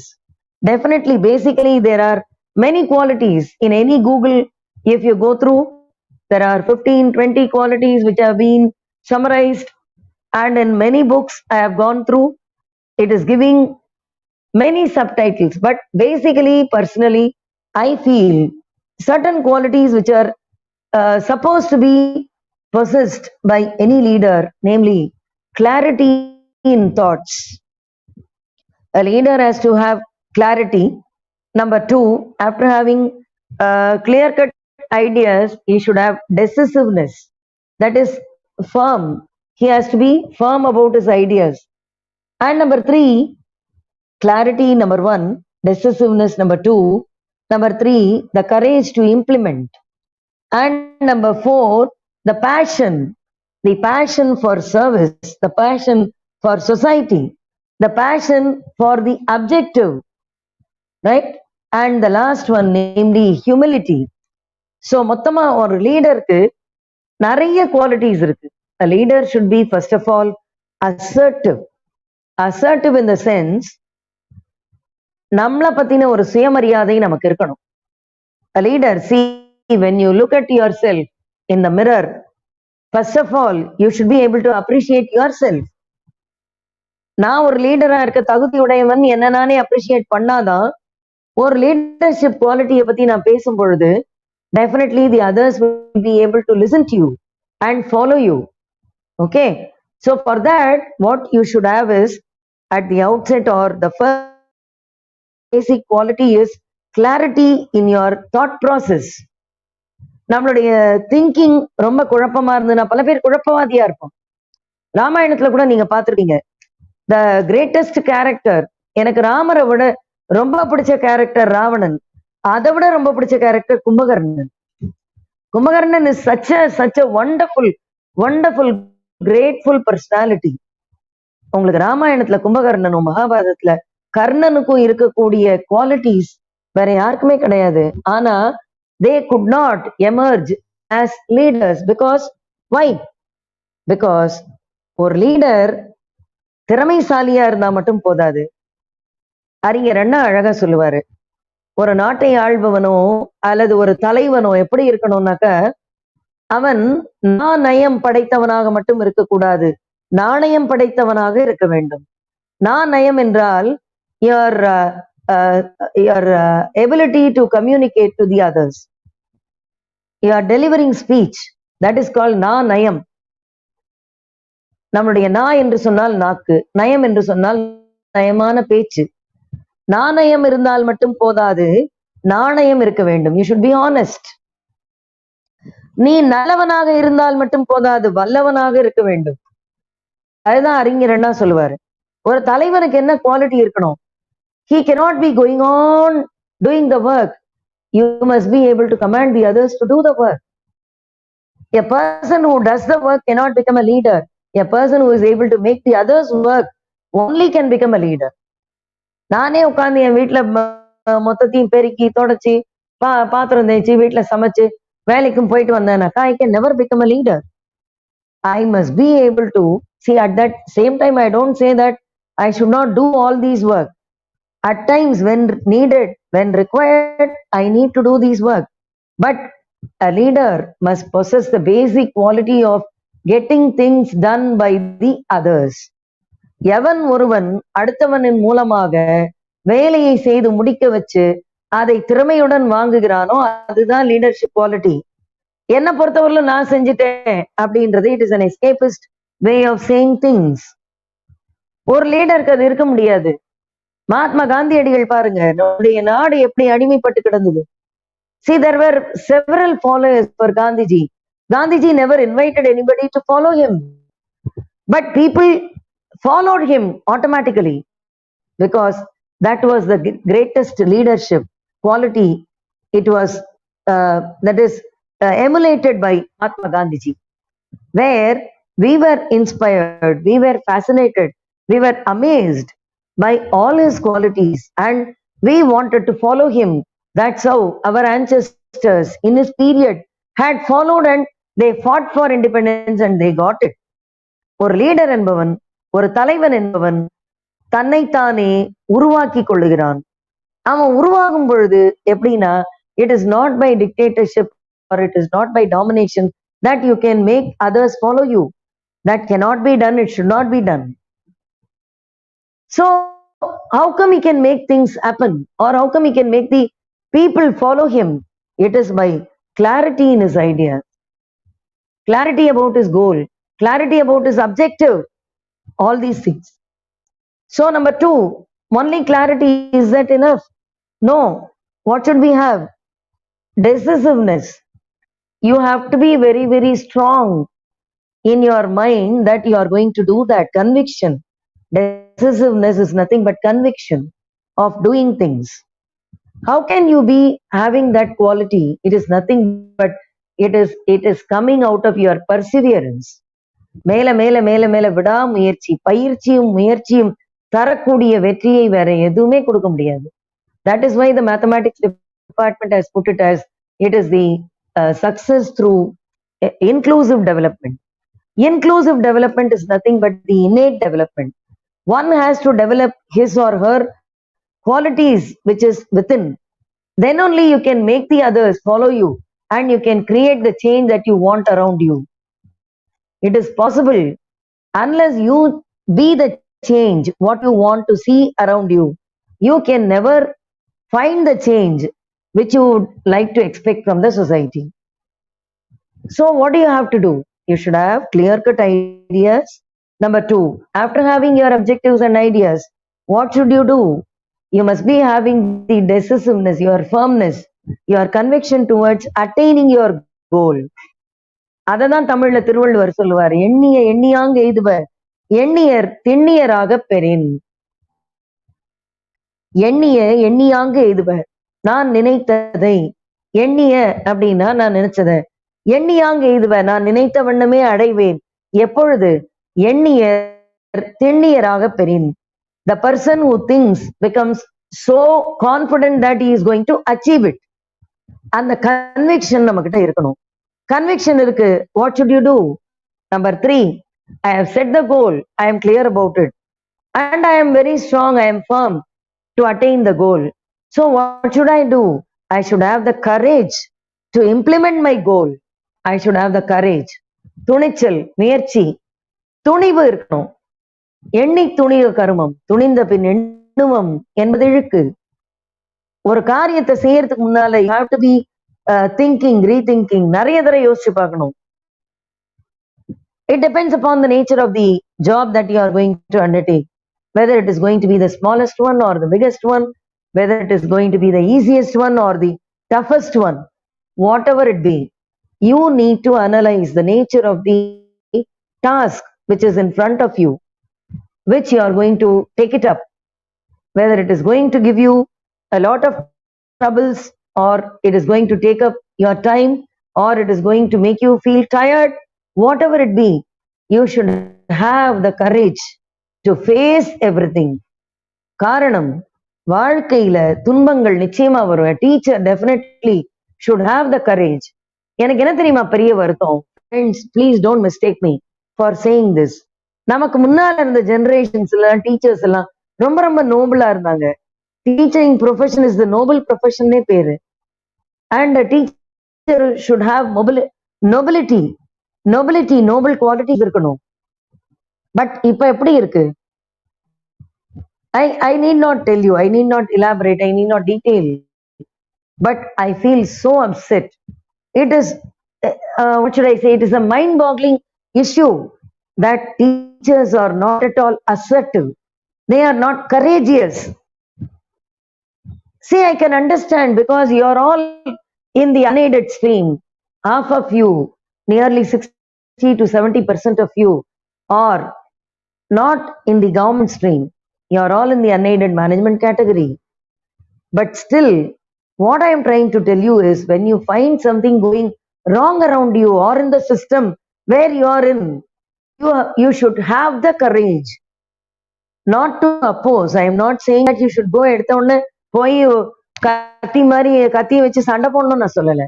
at least you should have the courage to go and report the matter to the authority. None of us do that. None of us do that. But நான் என்ன பொறுத்தவரை நான் definitely I will say I am doing it. I am doing it. I had been doing it. I am doing it. I will be doing it. Because I am made like that. I am made like that. I don't know whether I am a leader or not, but I definitely possess the leadership qualities. I am really courageous enough to pinpoint the mistakes. நீங்க வந்து அடுத்தவங்க மனசு நோகுற மாதிரி தான் சொல்லக்கூடாது. There are ways and means in which you can express your ideas. எடுத்த உடனே நம்ம போய் அடுத்தவனை அடிக்க வேணாம், அடுத்தவனை வந்து கெட்ட வார்த்தை சொல்லி திட்ட வேணாம். We can be polite in your approach and make them understand that what they do is wrong. Easily it can be done. அடி மேல அடி அடிச்சா அம்மியும் நகரும் வாங்க. அந்த மாதிரி நீங்க சொல்லி சொல்லி பாருங்க, எறும்பு ஊற கல்லும் தேயும். You keep on telling that one day or the other they themselves will start thinking, that is they will start thinking, ஓ இவங்க சொல்றதுல ஏதாவது உண்மை இருக்குமோ. They will start thinking whether you will be right. ஐயோ அவங்க ஏதாவது சொல்லுவாங்களோ, நம்மள வேலையை விட்டு தூக்கிடுவாங்களோ, இந்த மாதிரி ஒரு பயம் உங்களுக்கு இருக்கும். நான் இல்லைன்னு சொல்லல. I do understand. I do understand the position and the shaky nature of your jobs. நான் அதை பத்தி சொல்லவே இல்லை. ஆனா 10 பேருக்கு 100 பேருக்கு, see, supposing this is my 34th year of my service, every year I keep seeing nearly 100 UG and 100 to 120 UG PG candidates passing out from my department. I am having 34 years of my service. 34 into 100, nearly 3,400 students we would have graduated. But in the students வெளியில போகும்போது, what do they carry with them? What do they do when they go out? A student who is that is who would have studied with us some 25 years back, 30 years back, they come to us when they see us on the way. What makes them come to us? It is the quality with which you have inspired them during his or her college days. I had several experiences like that. When I had been abroad 7.5 years, nearly during the summer vacation, I used to visit South Africa. So whenever I used to go there, in every mall, one day or the other, because weekends we used to go to the mall and we used to make purchases for the whole week or even for 2 weeks. This once in a month or twice a month we go and make the purchases in abroad countries. It is not like petty shops that we have in Chennai or in Tamil Nadu or anywhere in India. They are not available. Only the malls are available, and at times the petrol bunks will have certain items. So whenever I had traveled far and wide, definitely there will be one student whom I am coming across. So when I came across such students, they used to run to me. ஓடி வந்து அப்படியே, ma'am எப்படி இருக்கீங்க? Because they studied under me at Anna College when I started my career. I started my career in 1987. As soon as I finished my MPhil in 1986. But imagine what made the student come to me. See, they could have normally students வந்து டீச்சரை இப்ப படிச்சுட்டு இருக்க student என்ன வழியில பார்த்தாலே அப்படியே avoid பண்ணிட்டு போகணும் தான் நினைப்பாங்க. ஆனா நீங்க 30 வருஷம் பொறுத்து ஒரு வெளிநாட்டுல போய் ஒரு மால்ல நிற்கும் போது ஒரு ஸ்டூடெண்ட் உங்களை நோக்கி ஓடி வராங்கன்னா அது வந்து எதனால முடிஞ்சது? One quality in you would have inspired them. One feature of yours would have made them feel amazed. அந்த ஒரு amazement, it is like ஒரு amusement தான். ஒரு டீச்சரை பார்க்கும் பொழுது ஒரு பரவசம் வரணும். பரவசம்ன்றது இந்த right spirit I am saying. ஒரு கான்பிடன்ஸ் வரணும். சே, உன்னை பார்த்தாலே ஒரு தெம்பு வருது அப்படின்னு சொல்லுவாங்கல்ல. என்னை பார்த்து நிறைய பேர் சொல்லியிருக்காங்க. I feel proud to say that in this platform. நிறைய பேர் சொல்லியிருக்காங்க. அந்த மாதிரி ஒரு கரேஜ் அண்ட் கான்பிடன்ஸ் ஒருத்தரை பார்த்தா நமக்கு கிடைக்கணும். That is the basic quality of a leader. ஒரு கிளாரிட்டி இருக்கு, ஒரு டிசிசிவ்னஸ் இருக்கு. அந்த ஐடியாவை நம்ம வந்து இம்ப்ளிமெண்ட் பண்றதுக்கு நம்மளுக்கு கரேஜ் வேணும். கரேஜ் இருந்தா மட்டும் போதுமா அப்படின்னு பார்த்தா no. Passion towards what you do. நாம எதை எடுத்திருக்கோமோ, எந்த வேலையை எடுத்திருக்கோமோ அதன் மேல் நமக்கு இருக்கக்கூடிய காதல், நமக்கு இருக்கக்கூடிய பற்று, அது முடிக்கிற வரைக்கும் ஓயக்கூடாது. See, for example, we are all working for NAC in our college. Many of you are from our college, I believe. So, அது முடிக்கிற வரைக்கும் I am really proud of my teachers because they are all doing wonderful job. Everybody is putting their heart and soul into the preparation of NAC. அழகா பண்றாங்க. See, they are not bothered about what they get out of it. இதை நான் பண்றதுனால எனக்கு என்ன கிடைக்கும்னு யாரும் நினைக்கிறதே இல்லை. But they are doing it. That shows the passion they have for the work. நான் எடுத்துக்கொண்ட வேலையில் எனக்கு இருக்கக்கூடிய ஈடுபாடு. Passion is nothing but the involvement that you have for the work that you do. அந்த passion இருந்தா மட்டும் போதாது. You should have humility. Humility is nothing but the humble nature of the leader. Humility naka, it is including empathy, understanding the problems of the others. You put your legs into others' shoes and understand their difficulties, which has not been done by many leaders nowadays. I can say. I have come across many people in our own institution, outside, anywhere and everywhere. See, when they were ordinary workers, they used to feel bad about the behavior of their leaders. And when they go and sit in the chair, again they start doing the same. It is just like how the mother-in-law and daughter-in-law behave with each other. The mother-in-law would have undergone a lot of struggle and a lot of turmoil under her mother-in-law. But once she gets the daughter-in-law, she can behave in a better way. See, the way in which you are struggling, if you are expecting the others also to struggle, it is nothing but the sadistic pleasure. ஒரு குரூரமான வக்ரத்தன்மை அது, வக்ரத்தன்மை. அந்த மாதிரி இல்லாம, see, I have undergone such a difficult situation in my life. Why not I keep my daughter-in-law with so much of happiness and provide her whatever she wants? Why not I behave like another mother to her? This should be the thought of everybody. And the humility யாருக்குமே வர்றதில்லை. See, they want to show their power. They want to, I can't even say that they are showing their powers. At times the powers are being misused. They try to dominate the others using their power.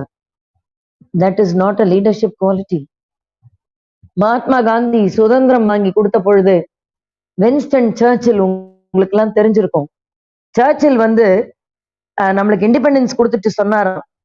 அவர் என்ன சொன்னார்னாக்கா, காந்தியடிகள் அவ்வளவு அழகா அவர் அஹிம்சையை வச்சுதான் பண்ணார். He was practicing only non-violence throughout his life. அன்பு அப்படிங்கறத தாண்டி எந்த ஒரு வார்த்தையுமே நம்ம மகாத்மா காந்தி கிட்ட பார்க்க முடியாது. Many people even today criticize Mahatma Gandhi's personal life. I don't want to criticize. I don't know anything about it, and I don't want to know also. He is a leader. He is a leader. He has shown the way, and he has made people realize that they were all being exploited. அப்ப சர்ச்சில் சொன்னாராம், காந்தியடிகளை பார்த்து சொன்னாராம், 1947 August 15th மிட்நைட்ல கொடுத்த போது, அப்ப சொன்னாராம், மகாத்மா காந்தியடிகளே, நீங்கள் ஒரு துப்பாக்கியால என்னை சுற்றிருந்தா நான் தோட்டாவால் உங்களை துளைத்திருப்பேன். நீங்க ஒரு பீரங்கி எடுத்து என்ன அடிச்சிருந்தா எங்க கிட்ட வல்லரசு எங்களுது, எங்க கிட்ட இருக்கிற என்னோட காலனி ஆதிக்கத்துல இருக்கக்கூடிய அணுகுண்டை வச்சு உங்களை அணுவா தொலைச்சிருப்பேன். ஆனா நீங்க அஹிம்சைன்ற ஆயுதத்தை கையில ஏந்தி எங்க கிட்ட போராடினதால என்னால ஒண்ணுமே பண்ண முடியல. Without anything, that is left with no option, நாங்க உங்களுக்கு சுதந்திரத்தை கொடுத்துட்டு போறோம்னு சொன்னாரோ. That is how you have to make the others feel about you. ஒரு பெரிய லீடருங்கிறவன் அடுத்தவன் எதிராளிய கூட தலை குனிய வைக்கணும், தலை பணிய வைக்கணும். அப்படிதான் நடந்தது. மகாத்மா காந்தியடிகளை பத்தி சொல்றோம். Nelson Mandela, imagine how he fought for the rights of the black. How many years he was imprisoned. ஒரு லீடருங்கிறவன் தன்னுடைய சுக துக்கங்களை பார்க்கவே கூடாது. See, நான் பேசுற லீடர்ஸ் எல்லாம் those who are real leaders, who can do something, who have done something to the society. So ஒரு லீடருக்குரிய பேசிக் குவாலிட்டிஸ் என்ன? ஒரு லீடருங்கிறவன் he cannot be a leader in the society, he cannot be a leader in the politics, he cannot be a leader in the industry, he can be everywhere, anywhere and everywhere. A teacher is a leader. As far as the classroom is concerned, a teacher is the leader because she or he, they know the way, they show the way and they make the way, and it is because அவங்களுடைய வழி அவங்களுக்கு தெரியும், அவங்களுடைய வழியில அவங்க போவாங்க. they know the way, they go in the way and they show the way also. That is the duty of a teacher. நீங்களாம் டீச்சர்ஸா இருக்கீங்க, தப்பு பண்ணும் பொழுது அல்லது தப்பு நடக்கும் பொழுது வாய மூடிட்டே இருக்காதீங்க. see, don't be too selfish. நம்மளுடைய அகாடமிக் கரிக்குலம்லாம் சீரழிஞ்சிட்டு வர்றதுக்கு காரணமே அதுதான். Friends, I with a great pain in my heart, I want to submit a few lines to you. Days were there when teaching community were respected with highest regard. இப்ப பையன்லாம் அதெல்லாம் ஒண்ணுமே இல்லை. எங்களோட பட்டிமன்றத்துல நாங்க பேசும்போது தான் சொல்லுவோம், ஒரு டீச்சர் ஒரு ஹெட் மாஸ்டர் இருந்தாங்களாம். ஒரு பையன் வந்து அட்மிஷனுக்கு வரான். அந்த பையன் அட்மிஷனுக்கு வந்த போது அந்த டீச்சர் அந்த அட்மிஷனை முடிச்சு கொடுத்தாரு. இந்த பையனோட ஃப்ரெண்டு கேக்குறான், ஏண்டா இந்த காலேஜ்க்கு இந்த ஸ்கூலுக்கு அத்தாரிட்டி வந்து ஹெட் மாஸ்டர் தானே, நீ ஏன் வந்து டீச்சர் கிட்ட போற அப்படின்னு. அப்புறம் அவன் சொன்னா, இல்ல டீச்சர் வந்து எனக்கு நல்ல வழி காட்டுவாங்க அப்படின்னு சொல்லியிருக்கான். Because that boy does not know that the parent has given money and taken admission for the boy. அவனுக்கு தெரியாது. அதை அந்த டீச்சர்கிட்ட போய் கேட்டாங்களாம், நீ போய் இந்த மாதிரி ஒரு வாத்தியாரா இருக்க, நீ வந்து பணம் வாங்கிட்டு அவனுக்குலாம் வந்து அட்மிஷன் கொடுக்கலாமா, இது தப்பு இல்லையா அப்படின்னு கேட்ட போது அவர் சொன்னாராம், போங்க சார், நீங்க வேற பழக்க தெரியாத ஆளா இருக்கீங்க, நான் வாங்கல, நான் இதை விட கூட அந்த பிரின்சிபல் வாங்கிட்டு அட்மிஷன் கொடுப்பாரு, ஹெட் மாஸ்டர் வாங்கிட்டு, அதனால நான் வாங்கினேன்னாராம். That cannot be the attitude, that should not be the attitude. Bharathiyar அதனால தான் சொன்னான், that's why I'm addressing to you, you are all teachers, you are all teaching fraternity. உங்களால மட்டும்தான் நல்லதை சாதிக்க முடியும். உங்களால மட்டும்தான் ட்ரூத்தை வந்து emphatically you can exercise truth in the young minds. ரொம்ப ரொம்ப பவர்ஃபுல்லான ஆயுதமா நீங்க கொண்டு போய் உண்மையா இருக்கணும், நேர்மையா இருக்கணும்னு ஆணி அடிச்ச மாதிரி பசங்க மனசுல இறக்கிறதுக்கு ஒரு வாத்தியாரால மட்டும்தான் முடியும். ஆனா அந்த வாத்தியாரே சரியா இல்லைன்னா ஒண்ணும் பண்ண முடியாது. சோ அதான் பாரதி சொல்லுவான், படித்தவன் சூதும் வம்பும் பண்ணினா. தமிழ் டிபார்ட்மெண்ட்ல யாராவது இருந்தா அவங்களுக்கு தெரியும் இந்த வேர்சஸ், பாரதியின் வரிகள் உங்களுக்கு தெரியும். படிச்சவன் எப்படி இருக்கணும், நேர்மையோட இருக்கணும், ஆனஸ்டா இருக்கணும், ஹம்பிளா இருக்கணும், சிம்பிளா இருக்கணும், 10 பேருக்கு உதவி செய்யக்கூடிய நிலைமையில தன்னோட பவரை யூஸ் பண்ணணும்.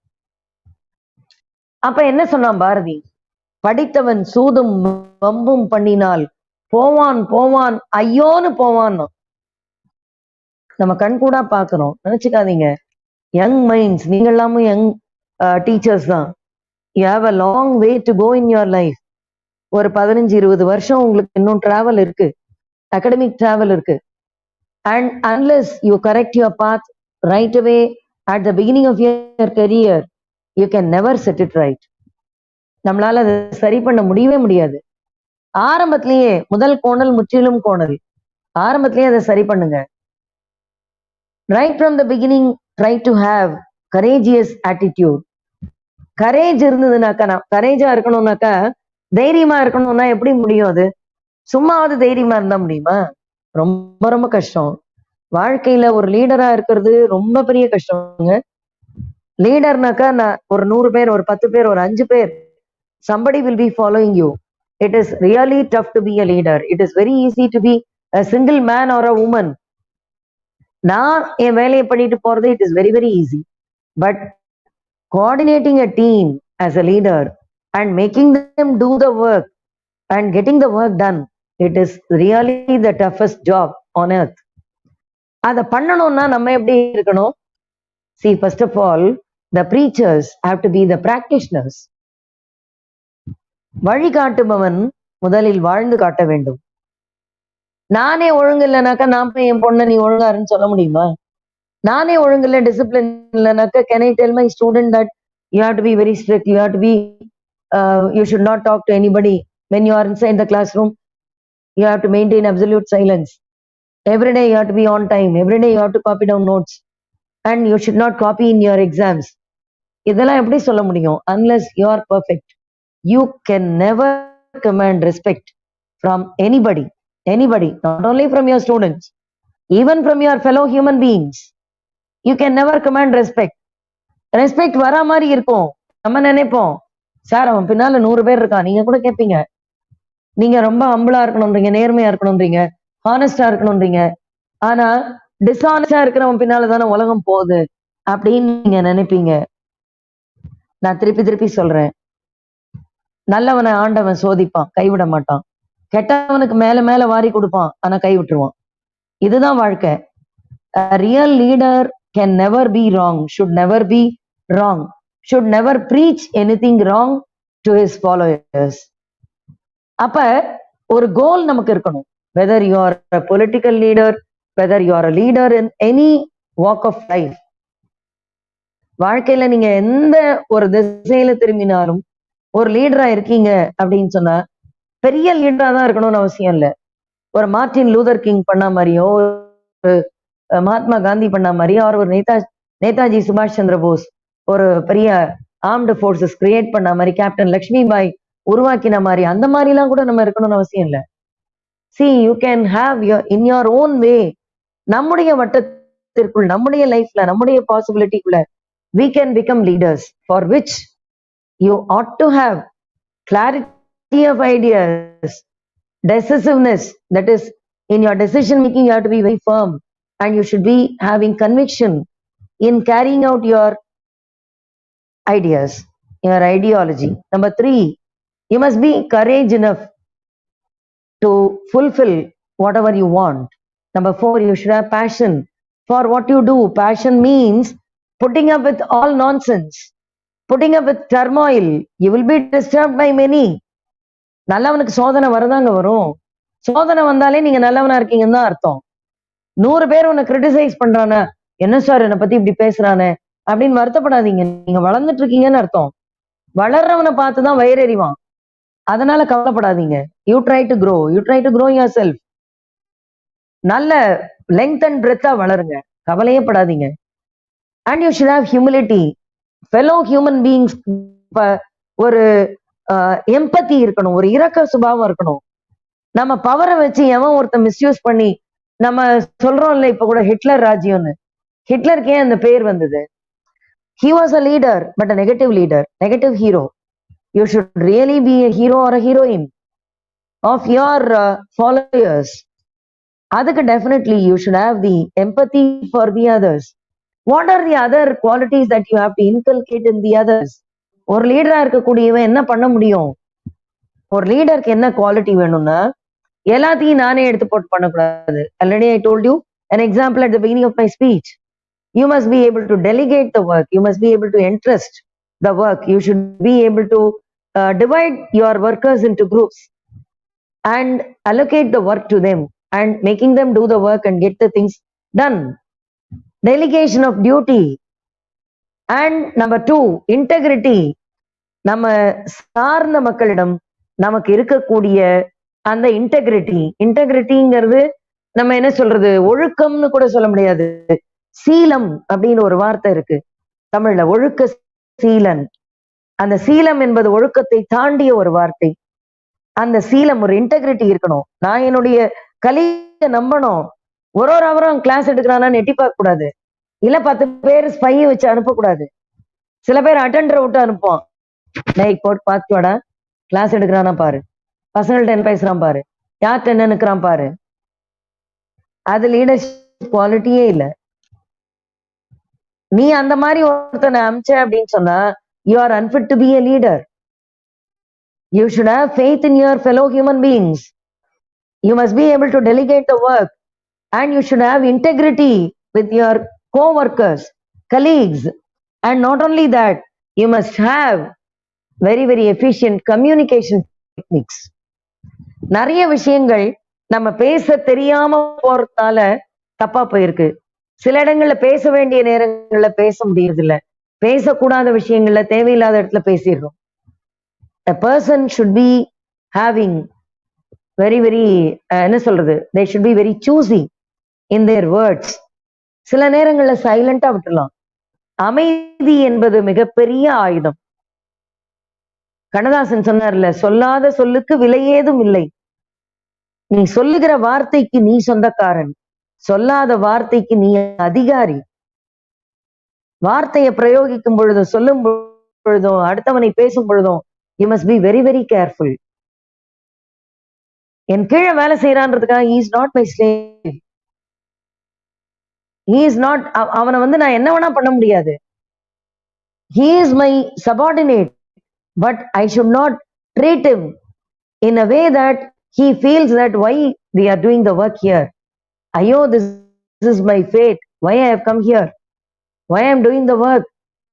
Why the leader is like this? My boss is every day when you get up from bed, immediately your boss face appears in front of your eyes.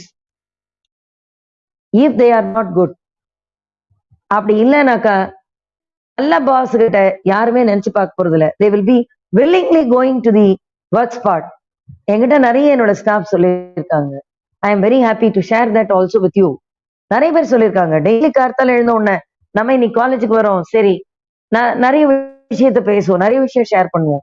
Not only விஷயங்கள், including food, including fruits, everything you share because life is to relate.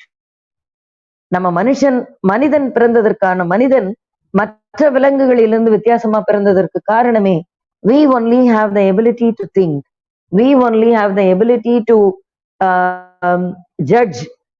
நமக்கு தான் அந்த பகுத்தறிவு இருக்கு. அதே மாதிரி we only have the ability to move with everybody. எல்லாருடைய நட்புறவோட நம்ம என்ன பண்றோம், 2 பேர் வீட்டுல இருந்தாலே வீட்டுல சொந்தக்காரனோட சண்டை போட்டுக்கிறோம். ஒரே வீட்டுல தனி தீவுகளாக வாழ்ந்து கொண்டு இருக்கிறோம்.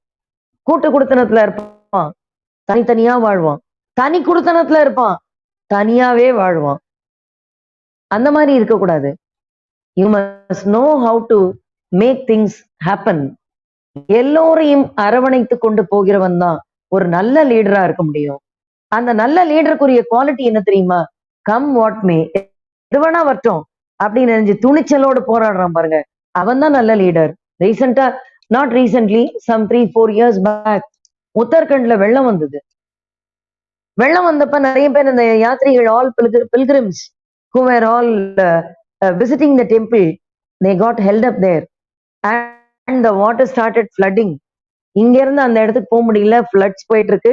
And some of the rescue operators were helping the general public. Rescue operators have been coming from the border keeping force and from many corners. They all came and they were saving lives of people.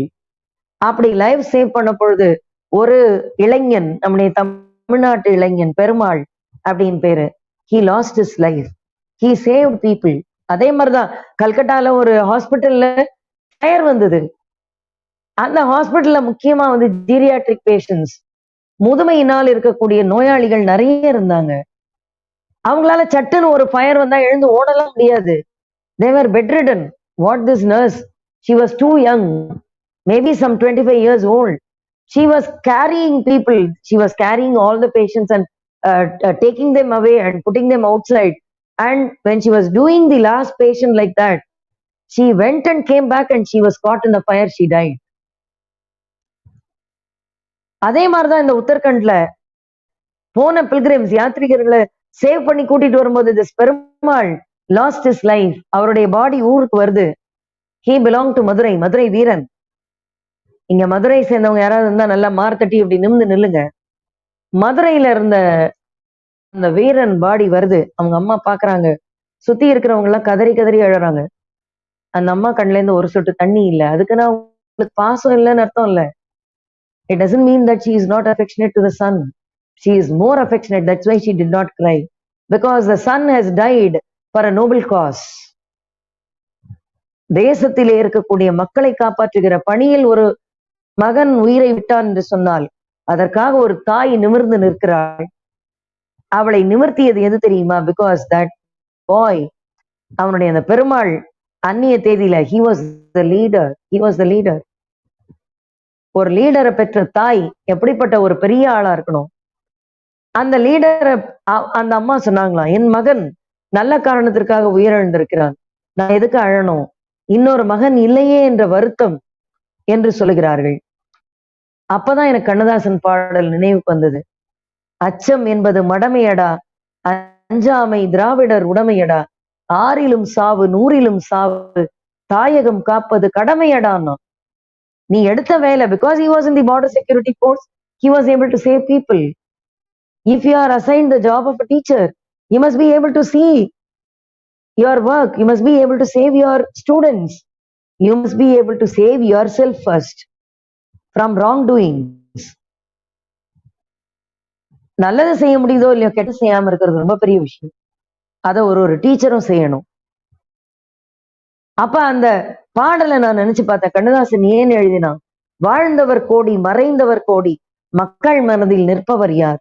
யார் மக்கள் மனசுல நிற்க முடியும்? மாபெரும் சாதனை படைத்தவர்கள் தான் நிற்க முடியும். ஒரு சதாம் ஹுசேனோ இல்ல ஒரு பின் லேடனையோ நம்ம லீடரா நினைக்கிறது இல்ல இல்லையா? As I already told you, though I like Kumbhakarnan and Karnan, nobody can take them as real leaders and follow their way. Of course, Kumbakarnan இருக்கக்கூடிய நன்றி கடன், கிராட்டிடியூட் அப்படிங்கிற ஒரு ஒப்பற்ற குணத்தை நீங்க எடுத்துக்கணும். கர்ணன் கிட்ட இருந்த வள்ளல் தன்மை, அவனுடைய ஜெனராசிட்டி, அதை நம்ம எடுத்துக்கணும். ஆனா அவங்க ரெண்டு பேர்கிட்ட நம்ம எடுக்க கூடாது என்னன்னா, தவறானவர்கள் என்று தெரிந்தும் தவறுக்கு உடந்தையா இருந்தாங்க பாருங்க, தவறுக்கு துணை போனார்களே, அது தவறு. அதை நம்ம அவங்கள்ட்ட இருந்து எடுத்துக்கூடாது. So the world shows only people who have been real leaders. Real லீடர்ஸ்னா என்னன்னா, அவங்களுடைய லீடர்ஷிப் குவாலிட்டிஸ்னால யாருக்கும் எந்த கெடுதலும் நடக்காமல் இருந்தால் அதுதான் லீடர்ஷிப் குவாலிட்டி. அவங்க தான் ரியல் லீடர்ஸ். ஸோ அப்ப அந்த ரியல் லீடர்ஸ் எப்படி உருவாவாங்க? unless we practice ourselves. Leaders நம்ம வெளியில போய் தேட முடியாது. Every individual has got leadership qualities in you, within you. உள்ள இருக்கிற குவாலிட்டிஸை தட்டி எழுப்புங்க. You first try to realize what you possess. Unless I have confidence about myself, I cannot command respect from the others. Unless I do things in the right way, I cannot expect the others to do in the right way. Because when they question me, where will I go? Unless I am empathetic, I cannot expect anybody to be showing sympathy on me. Unless I emphatically emphasize that it should be done like this, unless I put myself into hardships, I cannot expect my followers to be doing the hard work. கஷ்டமான வேலைகளை ஒரு தலைவன் பண்ணி காட்டணும். நான் ஜாலியா அப்படி கார்ல தான் வருவேன், பிளைட்ல தான் வருவேன், என்னோட லீடர்ஸ் எல்லாம் தொண்டன்லாம் அழுக்கு வேட்டி கட்டின்னு வரணும்னு நினைச்சா, that cannot be a leadership quality. You can really become a leader only when you yourself enter into the field. களத்துல இறங்கி பணி செய்யணும். Unless you work hard, you cannot expect the others to work hard. Unless you show the way. லீடருக்கு முக்கியமா என்ன தெரியணும் தெரியுமா? நிறைய பேர், நான் ஒரு சின்ன எக்ஸாம்பிள் சொல்றேன்.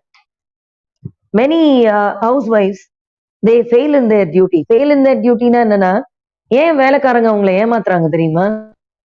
They are not the real leaders of their families. அவங்க என்ன பண்ணணும், வேலை செஞ்சு பழகி இருக்கணும்னா, விமன் வேலை செய்யணும், மென்னு ஜெண்டர் பயஸ் எல்லாம் இல்லாம பேசுறேன். Anybody, if the house is being run by a woman, or if both of them are sharing the work and doing, men or women, you do the work equally. I don't want to have any debate about it. அதை பத்தின debate நமக்கு தேவையில்லை. ஆனா நம்ம நல்லபடியா எல்லா வேலையும், வீட்டுல இருக்க அத்தனை வேலையும் எனக்கு பண்ண தெரியணும். ஆனா for want of time, for want of doing some other good job, I am unable to do my household work, so I have appointed you. You have to keep your maid servant only in that situation. So many of the housewives or many of the employed women make the domestic help to overpower them. What is the reason? Because they don't know or they don't project as if they can do the work. It is the greatest weakness which you are showing or exhibiting, or you are going to reveal in front of your maid. Okay, you should not do that. அப்படி பண்ணோம்னா அவன் என்ன பண்ணுவான், நம்ம weakness புரிஞ்சுட்டு நம்ம தலைமையில ஏறி உட்காருவாங்க. அடிக்கடி சொல்லிட்டே இருக்கணும், இந்த வேலை எனக்கு தெரியும், ஏன் செய்யல, உன் இடத்துல நான் இருந்தப்ப நான் செஞ்சுட்டேன், இப்ப நான் இந்த பதவிக்கு வந்திருக்கேன். So now it is my turn to make you do the work. Okay, so it is your duty to do it perfectly. Don't think that I do not know how to do the work. நீ பண்ணலன்னா, நான் பண்ணலன்னா என்ன பண்ணுவேன் அப்படின்னு என்ன கேள்வி கேட்காத. நான் இறங்கி அந்த இடத்துல வேலை செய்வேன் அப்படின்னு ஒரு லீடரும் சொல்ல ஆரம்பிச்சான்னா டெஃபினெட்லி எந்த இடத்துலயுமே ஒரு எக்ஸ்பிளாய்டேஷன் இருக்காது. So leadership qualities or something really wonderful, something really great, something really which every individual has to possess. That too being teachers, you definitely ought to have leadership qualities. நம்மளே நம்மளை பத்தின ஒரு assertive quality இல்லாம how can you expect the students to respect you? Definitely not. எல்லோருமே பிறக்கறச்சே லீடரா பிறக்கிறது இல்லை. Some of you are born leaders, some of you are made leaders, some of you in due course of time you convert yourself into a leader. In any way it can happen, but try to possess the leadership qualities. ஒரு லீடருக்கு, ஒரு தலைவனுக்கு ஒரு தலைமை பண்பு எப்படி இருக்கணும், அந்த பண்புனால நம்ம எப்படி எல்லாரையும் ஆட்கொள்ள வேண்டும் அப்படிங்கிறது தான் very very important. So this is a very very wonderful FDP program which has been organized by the mathematics department. They have really done a wonderful job because giving the spiritual ideas, spiritual aspects on one side, giving some psychological aspects and motivating the teachers, though they are the motivators, and trying to give them the leadership qualities on many topics. This 7-day program has gone and it was conducted very well. It was well organized, and I think if I have benefited even one single person, மனதளவுல உங்க யாரையாவது ஒருத்தரையாவது நான் பாதிச்சிருந்தேன்னா definitely I feel proud and I feel greatly elated that my speech has gone into your minds.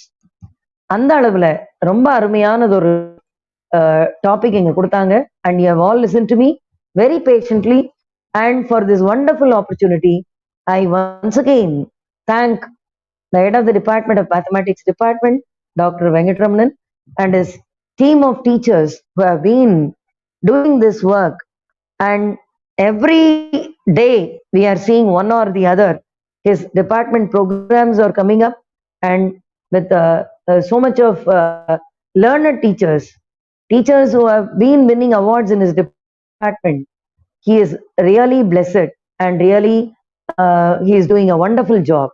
So all these things have to be taken and it has to be practiced. As I say, I want to emphatically emphasize and insist upon what I said at the beginning of my speech. A leader definitely has to be having very very skillful abilities. And the skillful abilities இருக்கணும் அப்படின்னு சொன்னா, a leader is a one who knows the way, who goes the way and who shows the way. This is how it has to be done. With these few words, I think I can conclude my speech saying that wish you all the very best, and all the teachers, you try to emulate and you try to fix your mind with some good ideas, and as long as you continue to be teachers in your career, in your tenure for 1 year or for 1 decade or more than 1 decade, definitely try to put your efforts to make the students shine in their lives and to make them remember you for lifetime. A teacher, a good teacher is a good leader, and they can become good mentors only when you make the students think of you all the time throughout their lives. I have such wonderful students because they still feel that I am a good leader for them. இந்த அளவில் மிகவும் அருமையானதொரு வாய்ப்பை எனக்கு நல்கிய அனைத்து நல்ல உள்ளங்களுக்கும் நன்றி கூறி, தலைமை பதவி நம்மை தேடி வருகிறதோ இல்லையோ, தலைமை பண்புகளுடன் நாம் இருக்க பழக வேண்டும் என்ற என்னுடைய வேண்டுகோளை விடுத்து என்னுடைய உரையை இந்த அளவில் நிறைவு செய்கிறேன்.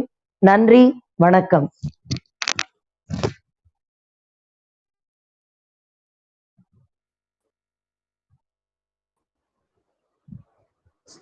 Thank you very much, ma'am.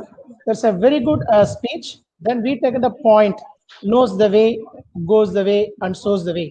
Then also you explained about the born leaders and made leaders, emerged leaders. Then the great examples of the courage, the quality of courage by Netaji. Then you want to go for a self-respect. You given that the Balagangara Tilagar, Sudandram, and the Pirapurime, like this.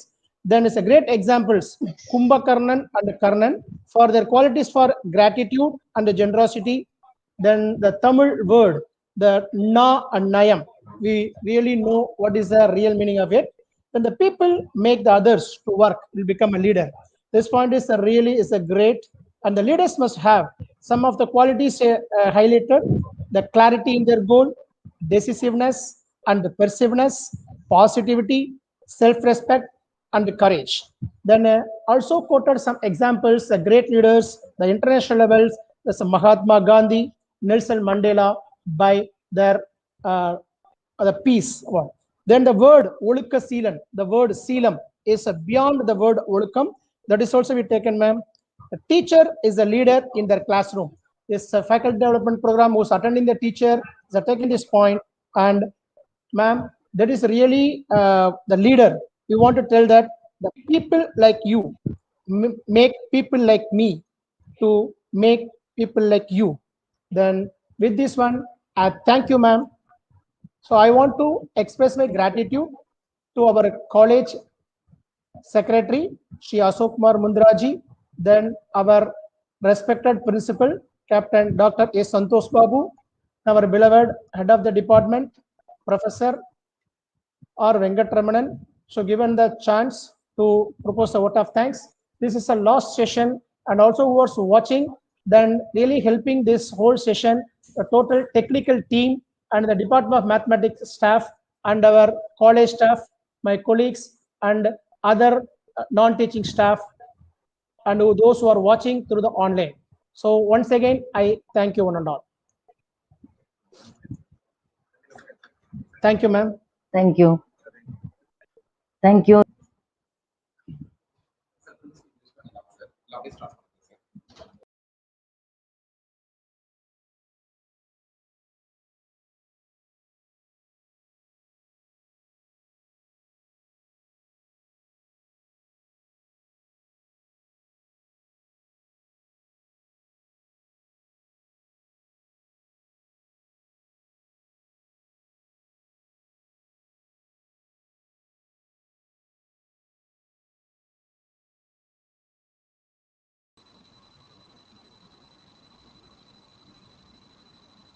Sir, good evening, sir. Sir? Yes, sir. Sir, good evening, sir. Start பண்ணுங்க sir, validity. We can start, sir. Okay, sir. Sir. Jose, sir, good evening, sir. Good evening. Okay. Jose, sir. Sir, good evening. Good evening. Welcome, sir. You're most welcome for this validity function, sir. Just a minute, sir.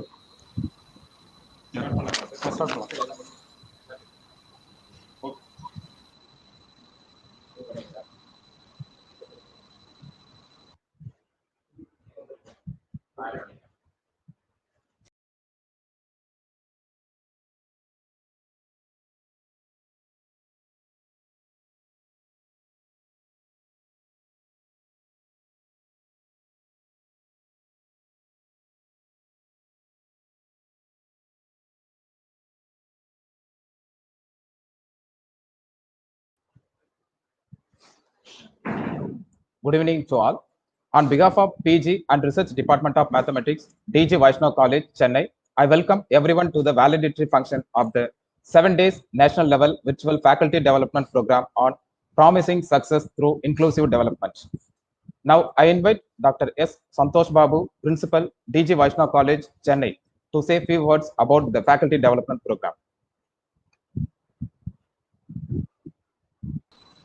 First, I like to congratulate the Another Department, Dr. Vandakamaran, for taking interest in conducting this 7-day long induction program for the faculty.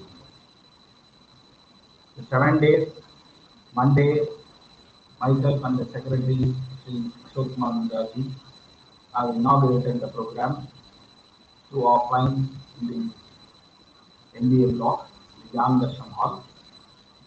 During the time, I used to think that how 7 days we are going to conduct in such a long time. Usually these type of programs will be conducted only by the academic staff colleges and in the university level.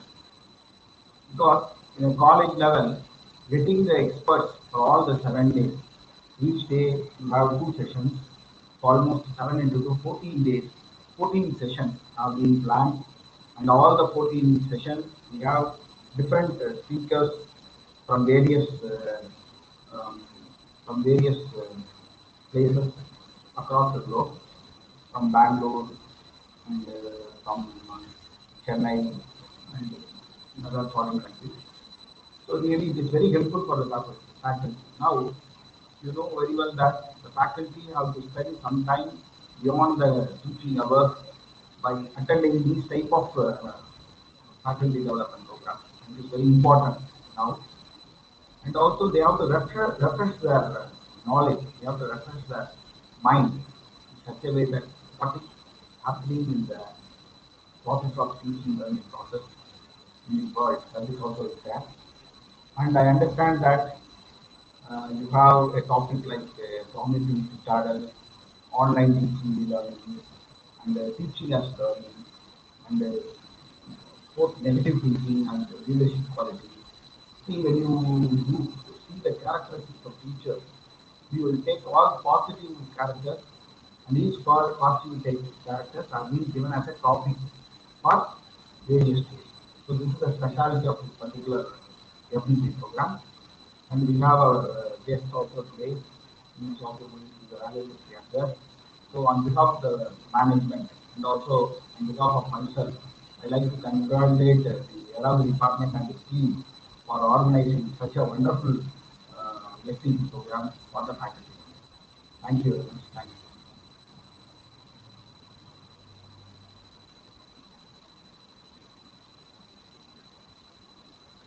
Thank you.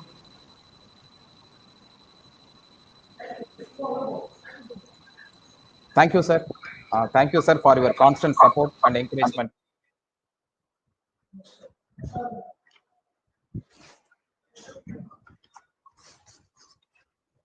It's my great pleasure to introduce our chief guest, Professor Jibril Putur Jose, Professor, stage actor, writer, and playbacker, theatre artist. He has worked as associate professor in Christ University for 10 years and IT industry as project manager for 12 years, Mindtree and CMC Limited. He has worked abroad for 6 years in UK and US. He did his bachelor's degree from St. Stephen's College and master's from Birkbeck College, London University, United Kingdom. He is a PMP certified project manager. He is pursuing his PhD in artificial intelligence and computer vision. He regularly conducts motivational and leadership workshops. He has completed more than 200 workshops for more than 10,000 participants in corporates, colleges, and schools. He is an actor in the Bangalore theatre circuit. He is a regular playback theatre actor with Actors Collective. He has scripted many poetry-based short plays. He likes expressing his thought in the form of poetry and has penned more than 1,000 poems. He has published a book titled Bubble in Red Wine. With this brief introduction, I welcome you, sir, to give the valedictory address. Thank you, Professor. Am I audible? Yes, sir, audible, sir. My Sir, voice is clear? Yes, sir, voice is clear, sir. Sir, do you have And I'm slides? also sharing one screen, if I can do that. Yes, sir, you can share now, sir.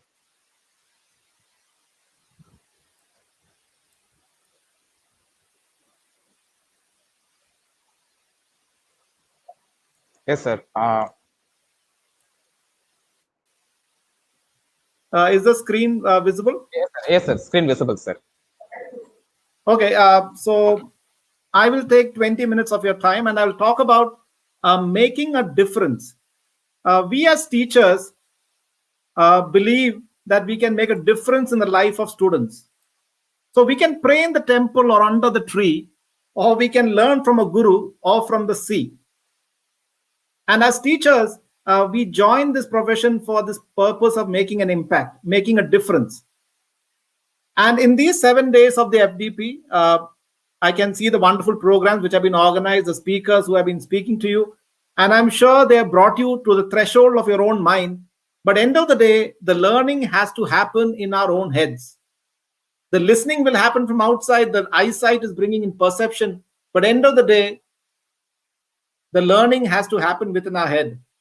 And that we could learn from a guru or we could learn from the sea is up to us. When I ask myself, why do I teach? So every year I ask myself, why do I teach? A teacher hopes to inspire a few to follow their heart's desire. A teacher hopes to kindle a few to be in the darkness a candle. A teacher hopes to teach a few to practice what they preach. A teacher hopes to impart a few to believe that they can restart. But sometimes I wonder if it's a blunder to think I can bring about change. So I ask every year, why do I teach? I love doing what I'm doing, but is that enough? I don't know. So I ask every year, why do I teach? So can we as teachers create magic in a classroom? Can we use the blackboard effectively? Can we give assignments which make a difference? Can we connect with these students in our own creative ways? They come in the morning at 9 o'clock and I take these workshops in an engineering college, for instance. In the morning, 9 o'clock, first week of college, they are all shy, they are reluctant, they have a smile on their face, but they are standing there not knowing what to do. But by the end of the day, they are dancing, they are singing, they're taking part in activities, and that gives a sense of joy. When we teach online, again, the same thing. What difference does it make? Do we make an impact on them? Do we tell stories? Do we have our own videos? How do we give our own creative assignments? What changes will bring to them? Will they get that confidence to go on stage and become great students? Will they get the confidence to go out in the world and do jobs? The assignments, some of them may be artists, some of them may be singers, some may be good in math, some may be good in science. But how do we connect with them? How do we work with them together? So many times I ask myself, while I'm teaching this, for instance, there are these students who are doing well in their careers, they're speaking well. But sometimes in a classroom, you're caught with a surprise. I remember one student, when I turned around and I was teaching in a class, and he had an aeroplane, a paper plane in his hand. And I was caught surprised. Now, what do? Do I scold him for making an aeroplane in my class? And there he was with an aeroplane, paper plane in his hand. And I told him, you made it? He said, no, sir, I didn't make it. And he gave it to his friend. And then I asked his friend, did you make it? And he said, yeah, I made it, sir. Now, all the students in the class are watching. How do I scold him? How will I throw him out of the class? They're waiting for me to take some action. And I tell him, okay, good job. Can you make 7 kinds of aeroplanes? I told him. Now, it was not a class of aeronautical engineering. It was a class on management information system. So there was no need to make aeroplanes. But I improvised and I asked him to make 7 planes. I knew this guy was a debater. I knew he was a musician. And I knew I had to connect with him somehow. And once that connection was established, he was a brilliant student anyway. And he used to answer very well in class. And some of our assignments can make a difference in their lives. Do we connect with our students as if they are our own children? Or do we connect as if they are somebody else? The way we play with our daughter, the time we spend with our son, our nephews and nieces, are we doing the same connect with the students in our classroom? Are we going the extra mile that we would go? Are we connecting from our hearts? And that is something that we can make a difference in. These are the teachers of tomorrow. I teach B.Ed courses. in Christ College. I teach artificial intelligence. But these B.Ed students give me a lot of inspiration because all of them are passionate about teaching. They want to go and make a change in the schools where they will go and teach. And I'm sure in this audience, there are a lot of people who have a lot of talent, who have a lot of skills, bursting with energy. But somewhere down the line, we have lost track. Are you a teacher who has lost this energy? Are you a teacher who has lost the passion? Are you a teacher who no longer wants to connect with the students? And that is a question we need to ask ourselves. At what stage are we in 2021? How am I as a teacher? What are your areas of joy at work? Do you like teaching? Do you like preparing? Do you like assignments? What part of your work do you truly love? And I would like, if there are people in the audience, to put it in the comments. What part of their work do they truly enjoy? What part of their work gives them joy? What part of the work which gives them a sense of satisfaction? Which part, teaching, preparing, assignments, labs, research, what part of the work does it really impact you? I just want to see if there are any responses on the chat window. What part of the work really motivates you?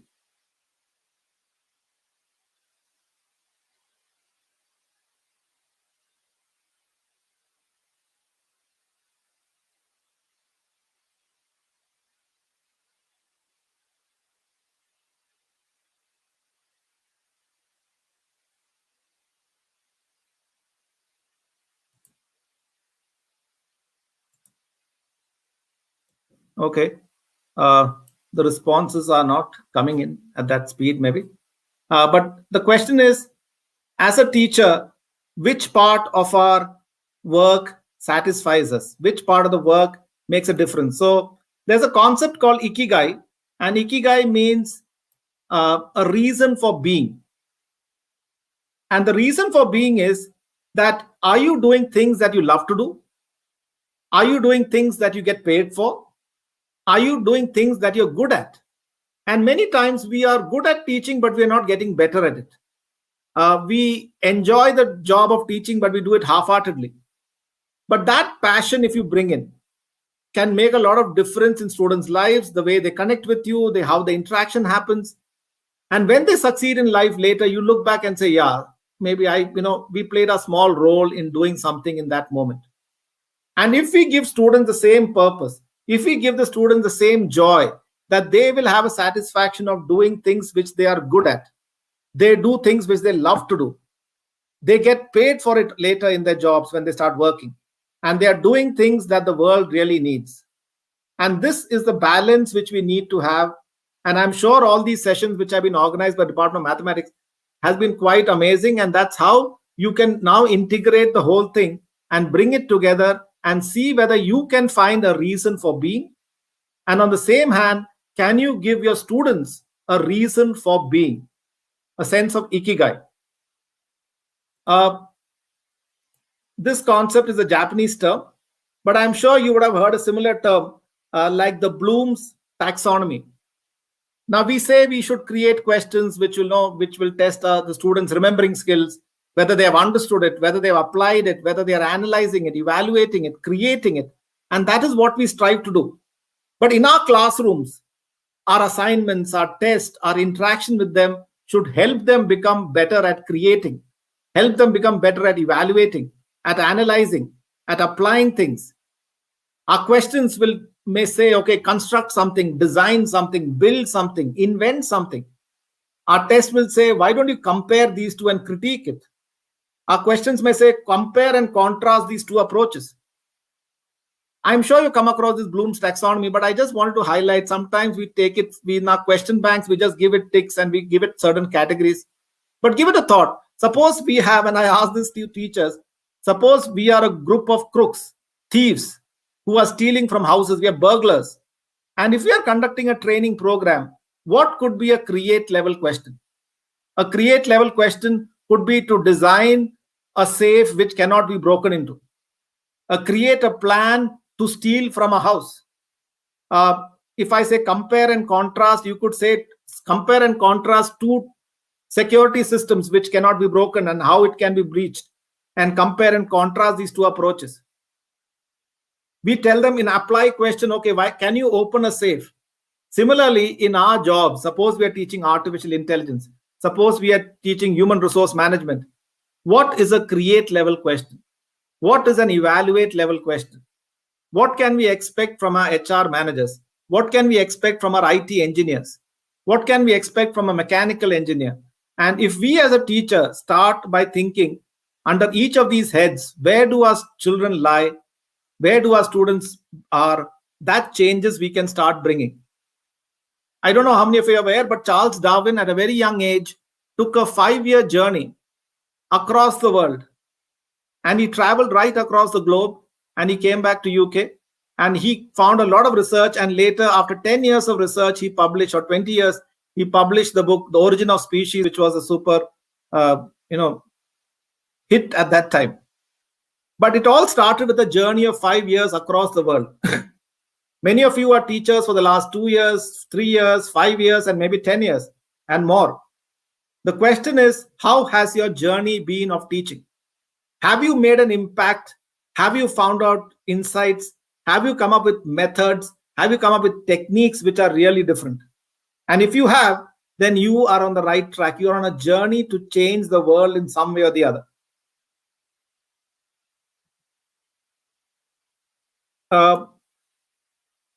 As we talk about this, as a closing point I would like to share is that we are on this voyage of changing people's lives. But we have to ask a question, how are our departments right now? Each of you are in some college, in some institution. Is it dark? Is it dingy? Is it like a swamp? Is your workplace like a swamp? No air to breathe? Or do you see changes? Are you moving away from weeds, from stagnancy, from murky waters to a place where there is light, where there is flowing in the water, flowers around us, clean water, stable ground, fragrance of flowers, shades of a tree?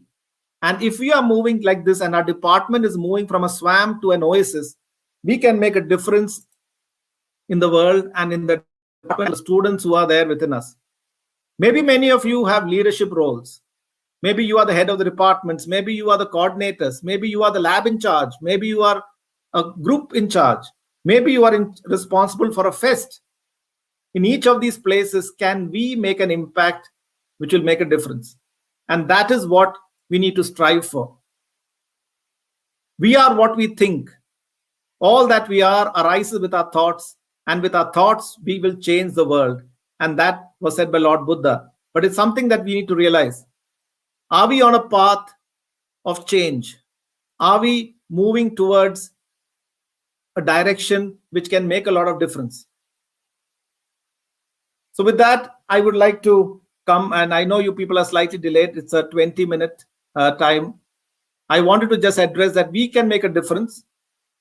We stand at the break of dawn, getting ready for what we are born. The bow is bent and ready. Our aim is holding steady. Our eyes can see the multiple target, and our heart wants it all. The string is stretched and taut. The arrow is ready for the shot. The universe is with you. Give it all that you have got. You are the sunrise the world has long sought. And our students are the sunrise the world has long sought. So let's make a difference in the life, our own lives, in the lives of the people in our family, around us, and in our classrooms and in our department. So thank you for this wonderful opportunity to speak on this wonderful FDP program organized by the Department of Mathematics. Thank you, Dr. Santosh Babu, the principal, the convener, Dr. Professor R. Venkatramanan, the secretary, Shri Ashok Kumar. Thanks for the opportunity. And we hope we will make a great difference in times to come. Thank you. Thank you, sir. Thank you, sir, for spending your valuable time in our session to sharing your experiences in view of motivating and encouraging teachers. Thank you, sir.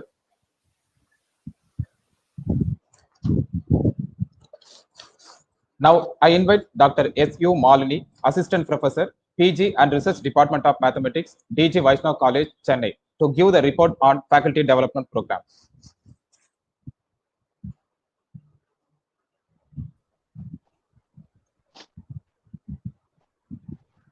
On behalf of the Postgraduate and Research Department of Mathematics, DG Vaishnav College, I deem it a great pleasure to present the report on the 7 days national level virtual faculty development program on promising success through inclusive development held from 15 February to 21st February 2021.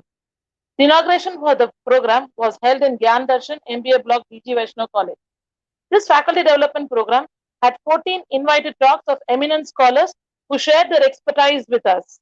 On day 1, session 1, Dr. Mala Sridharan, Associate Professor and Head, Department of Psychology, NMKRV College, Bangalore, spoke on education, a promising citadel. And second session was made possible by Dr. Gandhimati, Associate Professor, Department of English, SDNB Vaishnav College, and she spoke on online teaching, learning, managing distress. On day 2, first session was enthralled by Dr. Tupil Venkatesh, Professor Emeritus, Lead Man of India, Department of Biochemistry and Biophysics, St. John's Medical College, who spoke on 10 commandments for faculty excellence of higher education system. The second session was by Swami Shri Ananta Batmanabacharya, Chennai, who spoke on Swami Desigan, Life is an Art. On day 3, session 1, Ms. Rohini Chandramouli, freelance trainer and consultant, examiner of Cambridge University, Mumbai, spoke on spiritual re-engineering, and it was followed by a vibrant session by Dr. S. Kalirajan, Deputy Dean, L&T Institute of Project Management, who spoke on clarity in decision-making leading to success. Day 4, session 1 was by Professor R. Suresh, visiting professor, corporate trainer, Bangalore, who spoke on the new paradigm shift in role of faculties for ensuring student success in real life. And session 2 was by Ms. Annapurna A., founder and CEO, Emotionalytics and Company, Bangalore, who spoke on emotional intelligence. Day 5, session 1 was by Dr. Muhammad Abdul Jinnah, Associate Professor, Department of English, Jamal Muhammad College, Trichy, and Sir spoke on emotional intelligence in classroom, followed by Ms. S.S. Sita Lakshmi, Certified ID Curriculum Developer, Corporate Trainer, Chennai, in the second session, wherein ma'am spoke on rediscover existing person. On day 6, session 1, Dr. V. Ganesan, Associate Professor, Department of English, A.M. Jain College, spoke on teaching as learning. And in session 2, Dr. S. Surendran, Associate Professor and Head, Department of Sociology, S2 Hindu College, Nagarkoil, spoke on drawbacks of negative thinking. And finally, today, in the first session, our own faculty, Dr. Murli Ganam, Head, MA English, DG Vaishnav College, spoke on motivating the motivator. And the last session was by Dr. T.S. Prema, Associate Professor and Head, Department of Economics, who enthralled the audience by her enthusiastic speech on developing leadership qualities. And to sum up all was a wonderful and motivating lecture by our chief guest, Dr. Jibril Jose, sir, who delivered the valedictory speech. Such a mind-blowing session, sir, truly. We believe that all the 7-day session would have moved the participants from swamp to oasis.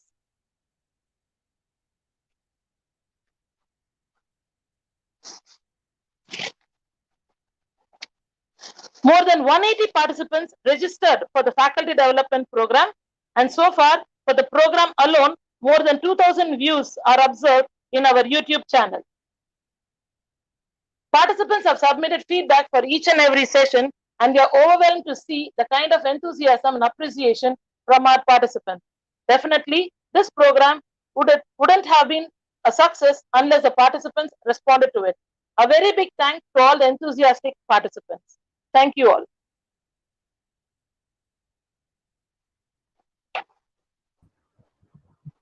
Thank you, ma'am.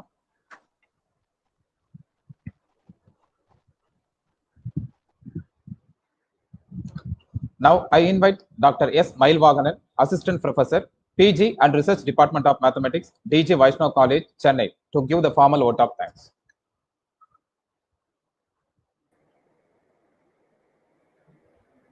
Jai Shri Krishna. Good evening to everyone.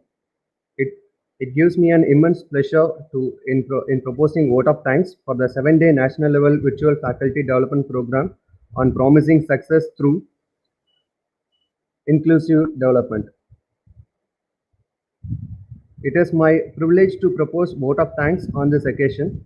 First and foremost, I would like to express our deep sense of gratitude to Sri Ashok Kumar Mundraji, Secretary, DG Vaishnav College, a person of great principles and strong commitment to values, whose inspirational speech has always guided us to work hard.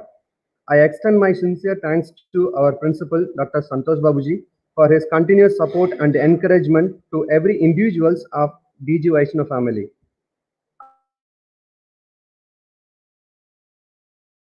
Advisory Committee, Dr. K.A. Venkatesh, Adjunct Professor, IIT Bombay, India, IIIT Bombay,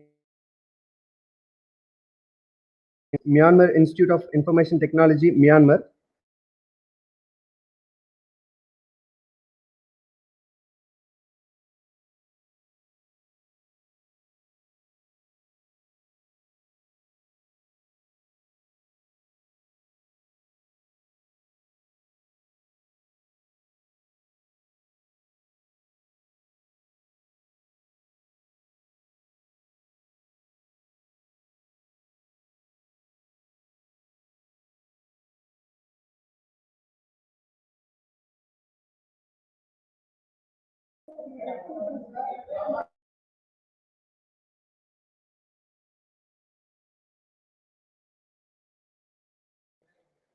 came.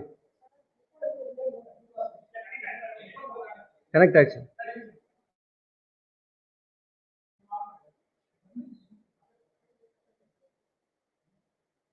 Mr. R. Suresh Ramanujan, TLI Chennai. Our special thanks to Professor R. Venkatramanan, convener and head postgraduate and research department of mathematics, DG Vaishnav College, for his active involvement, encouragement and guidance for conducting FDP successively. Our sincere and heartfelt thanks to the speakers, Dr. Mala Sridharan, Dr. Gandhimadi, Dr. Tupil Venkatesh, Swami Sri Ananta Padmanabhacharya, Ms. Rohini Chandramouli, Dr. S. Kalirajan, Professor R. Suresh, Ms. Annapurna, Dr. Muhammad Abdul Jinnah, Ms. S.S. Sita Lakshmi, Dr. V. Ganeshan, Dr. S. Surendran, Dr. Murli Jnanam, Dr.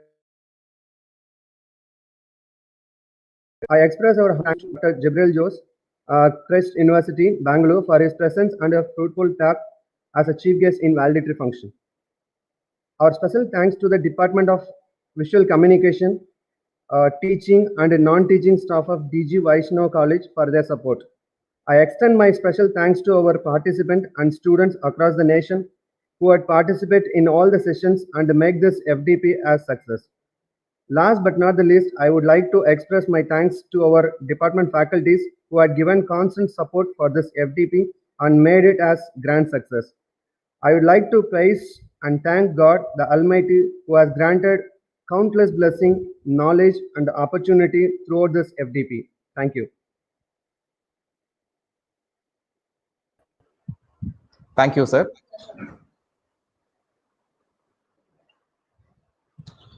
Now we conclude our program with national anthem. Thank you.